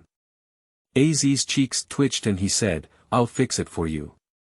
The headless man raised his hand, only then did Yulul notice that the other person's pale little finger was wearing an equally pale ring, so much so that he had not even noticed its existence in his previous tense state. Then the headless man took off the ring, a cold wind swept through the room, covering both the glass and floor with a layer of white frost. Yulul felt the back of his clothes condense on the bookshelf, and the heat he exhaled was clearly visible in mid-air. Numbness in hands and feet, sudden sweating, and even the flow of blood became stagnant for a while, making it difficult for the apprentice to breathe. When the fog dissipated, the headless figure appeared, and he wasn't really without a head. That was a pale young man, wearing a black and gray half-body armor. The huge gray and white curved armor on his left shoulder was particularly eye-catching, with a strange 7-pointed star painted on it. His exposed skin had no trace of blood, just like a statue of the Holy Spirit in the church, pale and clean. The pair of eyes emitting a chilling chill were like glass balls embedded in a stone statue, making it impossible to see the vitality bestowed upon them at a glance. His dead face was only a fist away from Yulul, and the apprentice felt that his soul was almost frozen. "Is this a mysterious creature?" The statue handed the ring to the bar owner, who took it with both hands and shivered with cold. Thinking of Ez's previous attitude, Yulul finally understood why the other party was dressed as if they had just come out of the ice cellar. His joints seemed to freeze or be stuck in cement, not only stiff all over, but even his thoughts were almost at a standstill. The young man glanced at him, his eyes suddenly appearing on the side and then abruptly turning back, as if the process of movement did not exist. As soon as possible. Ez held the ring, fully exerting his magic. A faint light flickered in his hand, and one strange character after another flew out of the ring, then pasted back one by one. The shiny ring floated up and spun around on its own in mid-air. "It's not a problem, Your Excellency," Mr. Druid replied in shock. The apprentice was already stunned. The envoy's expression remained unchanged as he put the ring back on his little finger and lightly tapped it. Sauron. With a deep call, the runes flickered rhythmically. The statue extended its hand to signal the apprentice to move aside. Yulul couldn't help but feel the twists and turns of his emotions and the excitement of surviving the disaster. At this moment, his body briefly regained its mobility, and he almost ran away. Due to the collar condensing on the bookshelf, the glass was almost torn apart by him. Kaka, Frost forcefully glued the fragments of glass together. The white patterns on top move eerily, forming a row of letters with a sharp style. The line of rules is chaotic and the magic effect is weakened. It is recommended to stay away. The frost pattern began to naturally spread, and I found Shuyuan www.zhaoshuyuan.com to draw beautiful curves. The rules are abnormal. Az looked around nervously, unable to imagine what had happened near his bar. The chaos of rules is not a joke. Normally, those places are either elemental territories or dark lost territories. But Frank Avenue is not a volcano, how could there be chaos in the rules? The envoy turned his gaze once again to the apprentice. Yulul suddenly realized that their so-called chaotic laws might be related to the train that brought him to this world. He forgot the cold for a moment and couldn't wait to say, "It's that train. A floating cloud train that can penetrate walls. You know it, right?" "No," the icon messenger replied, then asked, "Where do you come from?" "The Kingdom of Eastman. A world without mysterious creatures." "No mysterious creatures." Ez couldn't help but shake his head. Mysterious creatures are also part of the law, and the law is the cornerstone of the world. Without the law, there would be no birth of the world. Obviously, there is no world without mystery. The poor apprentice may have been frightened into talking nonsense. As if realizing the excessive pressure he was putting on the other party, the envoy fixed his gaze on Yulul for a few seconds before moving his gaze away. "Your Excellency, please forgive him," the bar owner gritted his teeth and advised, "he is just an ordinary person and seems a bit crazy." The statue nodded without saying anything.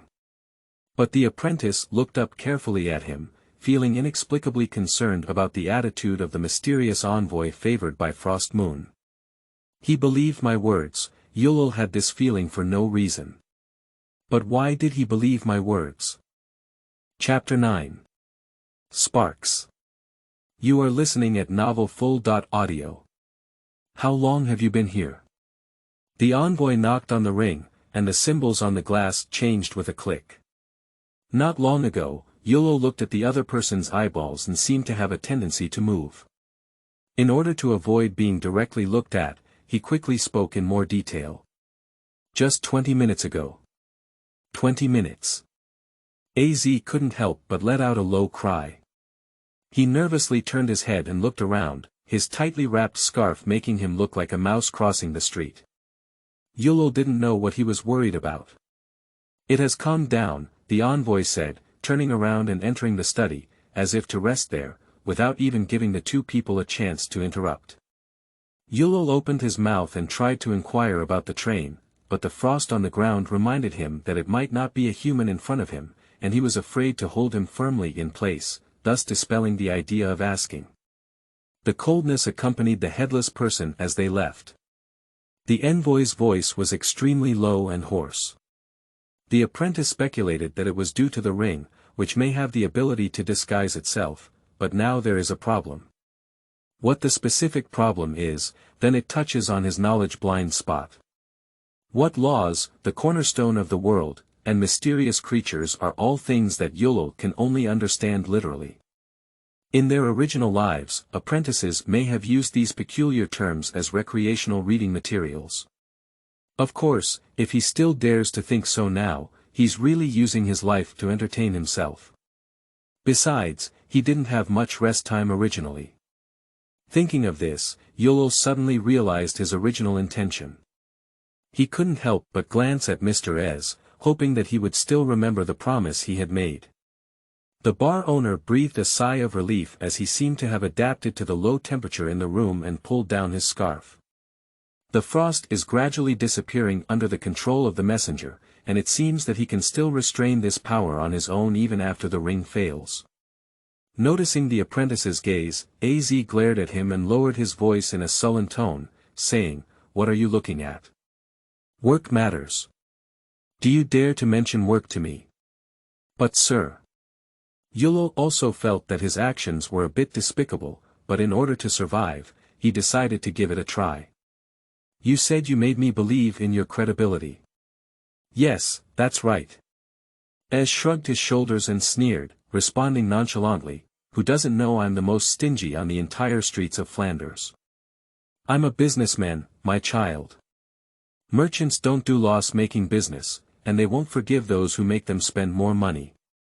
As for reputation, it is indeed useful, but it is not for you, a cunning little devil." The bar owner made a wave of his hand as a signal to stop his delusions. Yulul had to walk down the stairs dejected. The apprentice saw Cecilia's timid gaze on the steps, and an unprecedented sense of frustration hit him like a wave. He is about to leave here and run around again for a better life. Perhaps he will have good luck finding a second job, but he is more likely to wander aimlessly on the street. Yulul felt a bit disheartened for a moment. He was not sure if this mood came from a dark future or because he was about to miss the opportunity to stay by Cecilia's side. Wait a minute. However, just as he was about to step down the last step, the apprentice suddenly heard this heavenly call. He couldn't help but feel his heart racing, and even if Mr. Ez was likely asking him to compensate for the floor or something else, Yulul couldn't restrain his fantasies. "But neither is it, wait, kid, don't rush to leave. Your Excellency the messenger wants to see you alone." Az poked out a funny head, his voice inexplicably strange. The apprentice remained in place, as if a basin of cold water had been splashed from head to toe.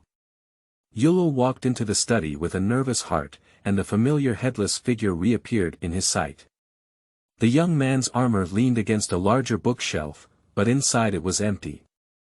The afternoon sunlight passed through his body, then through the glass, and dust floated in the beam of light. "Your Excellency, messenger." "Where are you from?" the messenger repeated. Blessed to the heart, Yulul suddenly understood that the other party was not asking about his hometown or the strange experience on the train, and he did not care. He didn't doubt my statement. Did he know the existence of the floating cloud train? The apprentice's throat surged. "I come from another world, sir." The envoy stood up and said, "Mystery is not the cornerstone of the world, law is. The two are not equal." He really believed it. Does he know about the train, the changes in the world, and the causes and consequences of this series of bizarre events? What is mystery? What are the rules? The apprentice boldly asked. Mystery is unknown. Unknown. The power of not knowing its source is mystery. Yulul didn't understand his meaning. But the apprentice had already discovered that this strange and terrifying person, or mysterious humanoid creature, was not actually very dangerous. He even answered his own questions. You know, he wouldn't have such a good attitude towards his subordinates, Mr. Ez, or young people. However, Yulul did not feel like a special person, but rather that the other party was just willing to answer the question. Isn't law the source of power? It is the power itself. The envoy replied. Law is power, mystery is also power. Yulul guessed wrong, as expected.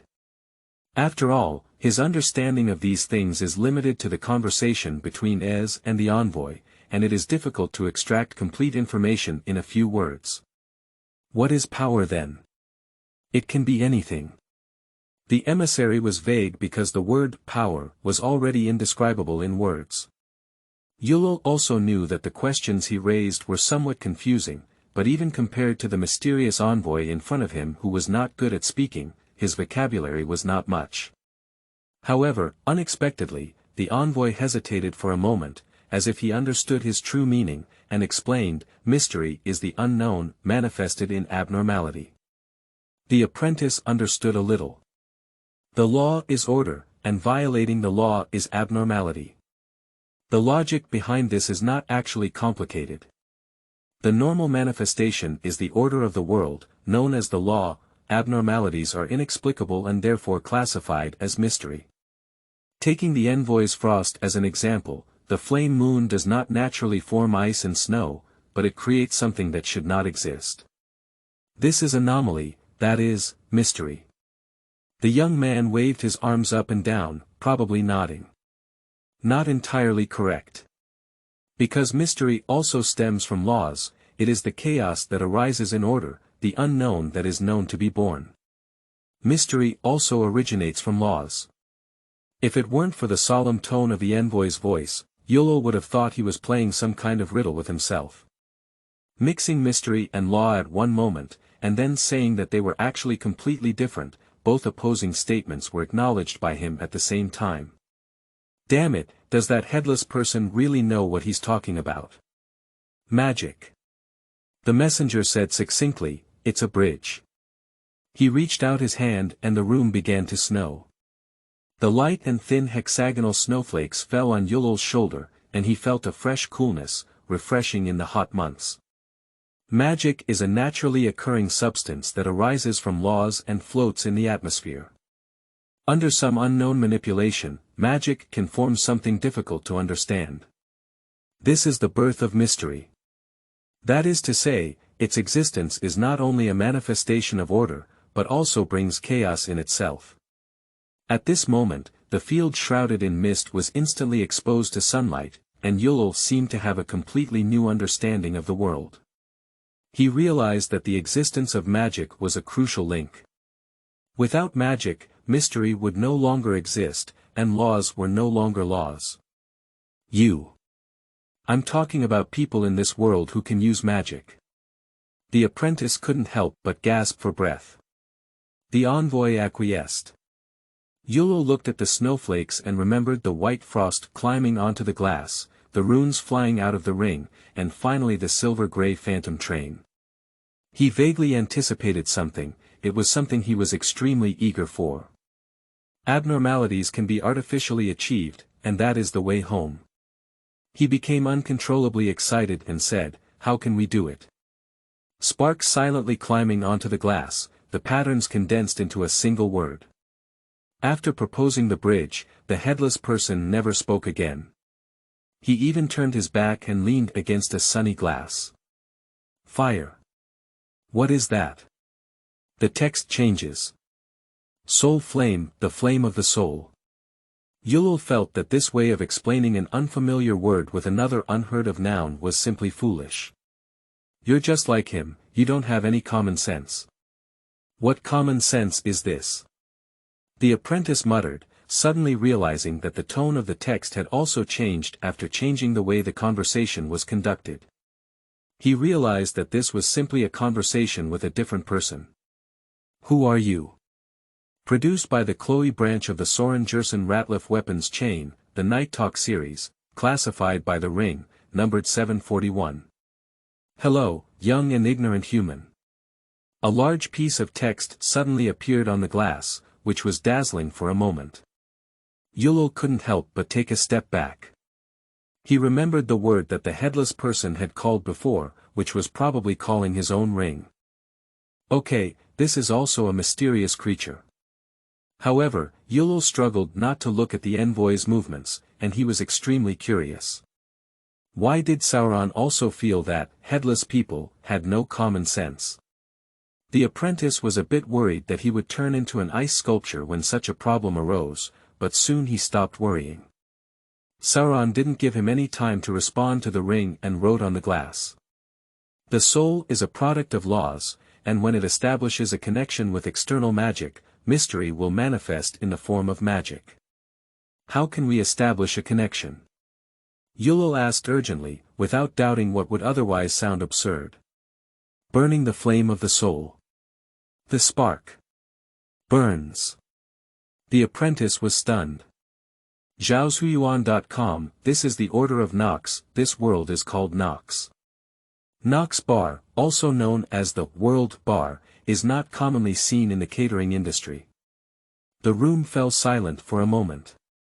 He looked at the translucent and crystal-clear handwriting, reflecting a faint light in the sunlight. The order and laws of the world were too distant for him, and the apprentice didn't even have a concept.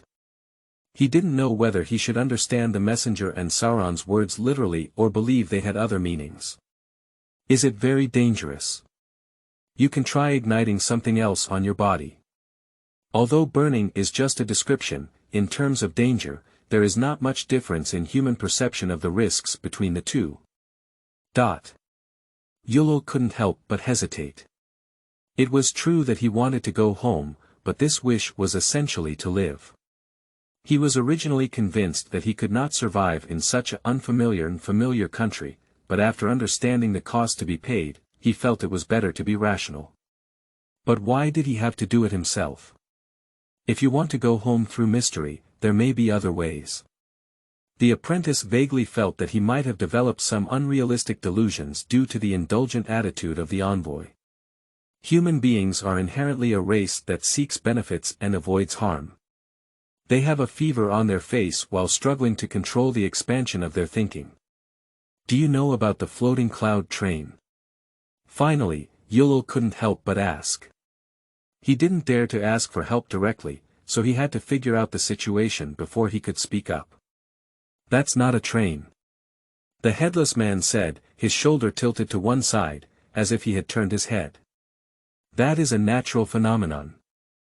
Chapter 10. New Jobs. You are listening at novelfull.audio. Since. A natural phenomenon. Yulul suspected that his ears might be cute. My personal opinion is just superficial. The messenger turned the ring in a different direction, and the handwriting on the glass shattered in an instant. It seems that he doesn't quite agree with Sauron's evaluation of having no common sense just now. Have you ever seen a floating cloud train? The apprentice felt his mouth was dry and his tongue was dry. He felt restless in his heart and tried to maintain his composure on his face. The envoy remained silent for a moment and replied, "It is a phenomenon that connects two worlds." Sure enough, Yulul secretly confirmed that what he said about the train and what the messenger knew were the same thing. But he was puzzled. Why is it a phenomenon? When the floating cloud train stops, it will cause chaos in the laws there, creating a huge magical interference field. The headless man said, "This is very similar to a storm." It's very similar. Wait a minute, can you say that the so-called natural phenomena are classified by yourself? Yulul's face was full of astonishment. When will it stop? Where will it stop? I don't know, the messenger replied. Its only characteristic that is not similar to a storm is that it occurs without warning. In fact, the difference between the two is far more than that, but the consecutive bad news left Yulul with no time to consider. He forgot even the tactful way of speaking in a daze and asked in a daze for a long time, "So, can I go back?" The levels of the world are different, and normal means cannot achieve them, the envoy denied. Knox is deep, that is, the inner world. You come from the mysterious decline of the Eastman kingdom, that is the outer world. Hope was mercilessly extinguished, and the apprentice's expression dimmed. He realized that his experience was an irreplicable accident, and he was afraid it would be difficult to encounter again in this life. Even if he really becomes a member of a mysterious creature, it is of no use because the floating cloud train is not as simple as a simple mysterious creature. But why is that?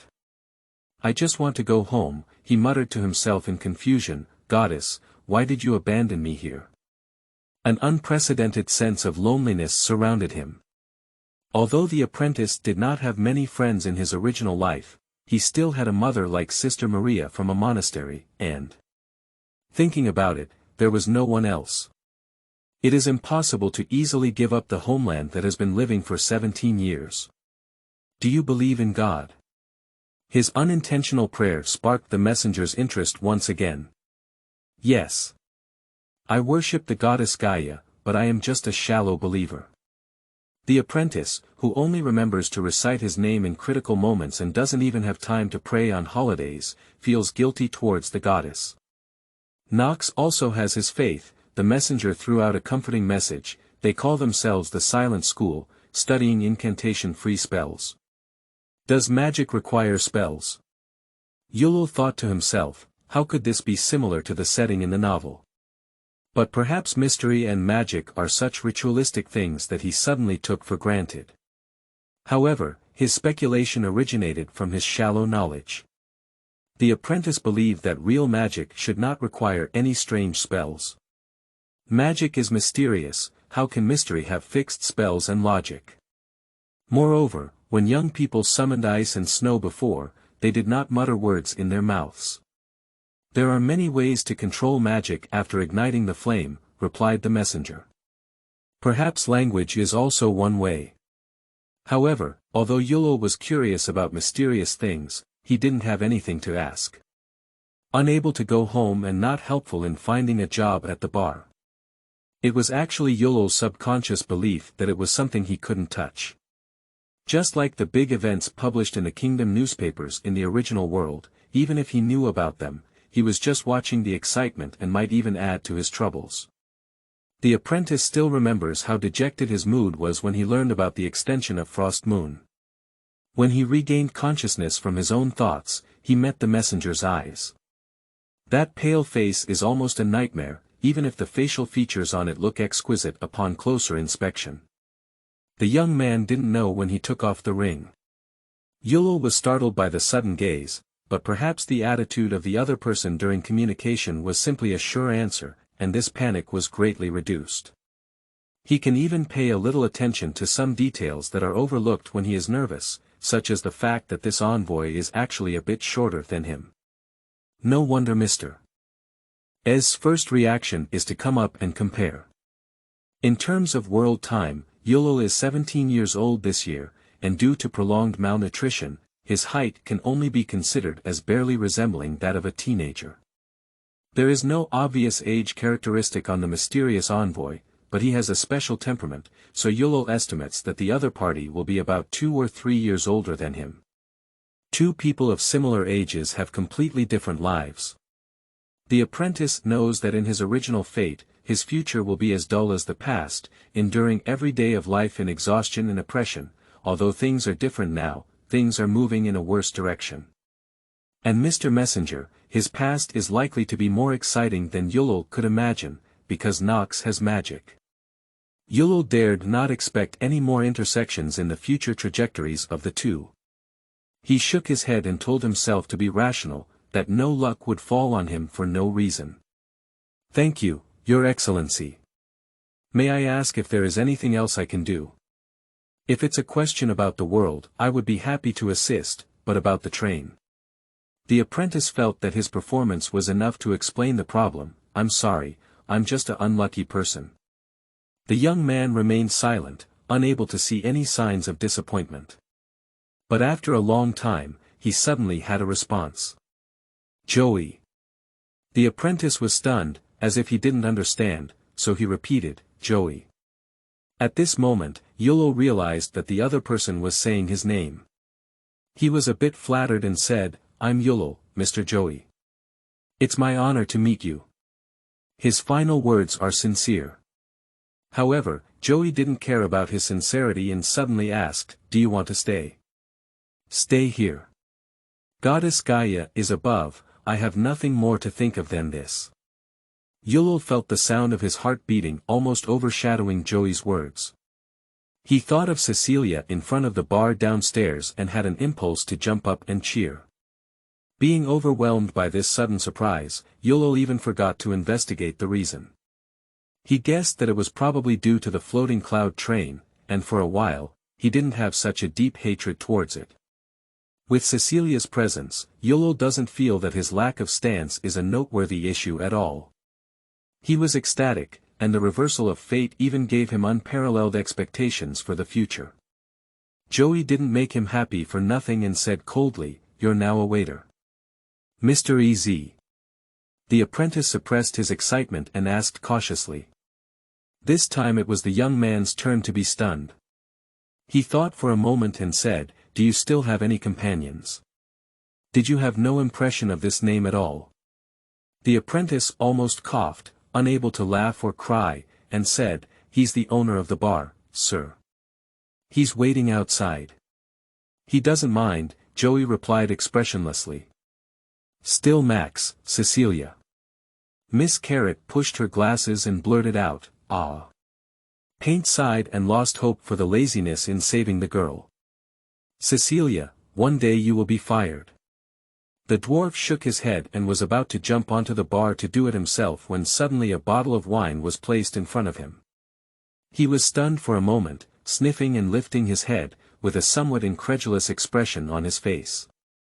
Cecilia watched a familiar figure sit on the chair next to her, her mouth slightly open, her eyes wide open, and her hat sliding to her ear completely unaware. "Mr. Yolo." "Just call me Julius, Cecilia," the apprentice replied. He had just taken out a sealed bottle of honey wine from under the counter, pulled out the stopper neatly, and handed it to the dwarf. "Your wine, Mr. Paint." "Little ghost, have you been left behind?" The dwarf looked strange. Yolo replied, "It's just luck." "Hey, don't be humble, this is not something that luck can do." Not only him, but also the mercenaries in the restaurant suddenly started shouting when they saw the apprentice sitting behind the bar with a smile on his face. They looked at Yolo from head to toe, as if they were determined to find something special about him. One guy even boldly guessed that he was some kind of illegitimate son of Ez, even though Yolo felt that he could not be considered similar to these two words except for belonging to the same category of human males as the bar owner. This speculation was quickly rejected. Ez was only under 30 years old, and when he was a mercenary team captain, his subordinates had not heard of his boss's promiscuous reputation when he was young. He was more concerned about his wallet than his girlfriend. This kind of person doesn't need a girlfriend. Yolo didn't speak anymore, as the dwarf was already submerged in the drool of discussion. He held his glass and quickly moved away. The apprentice listened attentively to their discussion behind the bar, as if the topic was not centered around him. During this time, he also secretly glanced at Miss Carrot, who was much more energetic, and felt that the new working environment was much more comfortable than a laundry room. This life is full of expectations. Even if you leave the world of watches, it's not a big deal. Everyone shut up. Suddenly, a roar came from the second floor, and the restaurant's voice suddenly lowered. People frown at each other and enjoy discussing the bar owner's dismal love history and petty jokes. But the sound wave was suppressed for only a moment, and suddenly a chill overflowed from the gap in the wooden board above, making the fiery light of the flame moon become gentle. The entire Knox bar immediately fell silent, even on the second floor. Paint raised his glass and a thin layer of ice floated on the surface of the liquid. He quickly drank it all in one gulp and let out a comfortable exhalation. It was already known that the mercenaries who brought envoy Joey had strange expressions, and even Cecilia felt that Mr. EZ had really had a bad day today. Trembling, Yolo suppressed a smile while realizing that Joey was not a good talker. Perhaps it was the world travel that overdrawn his bad luck, allowing the apprentice to stay in front of the young envoy. He shook his head, withdrew his thoughts, and focused on enjoying this warm moment.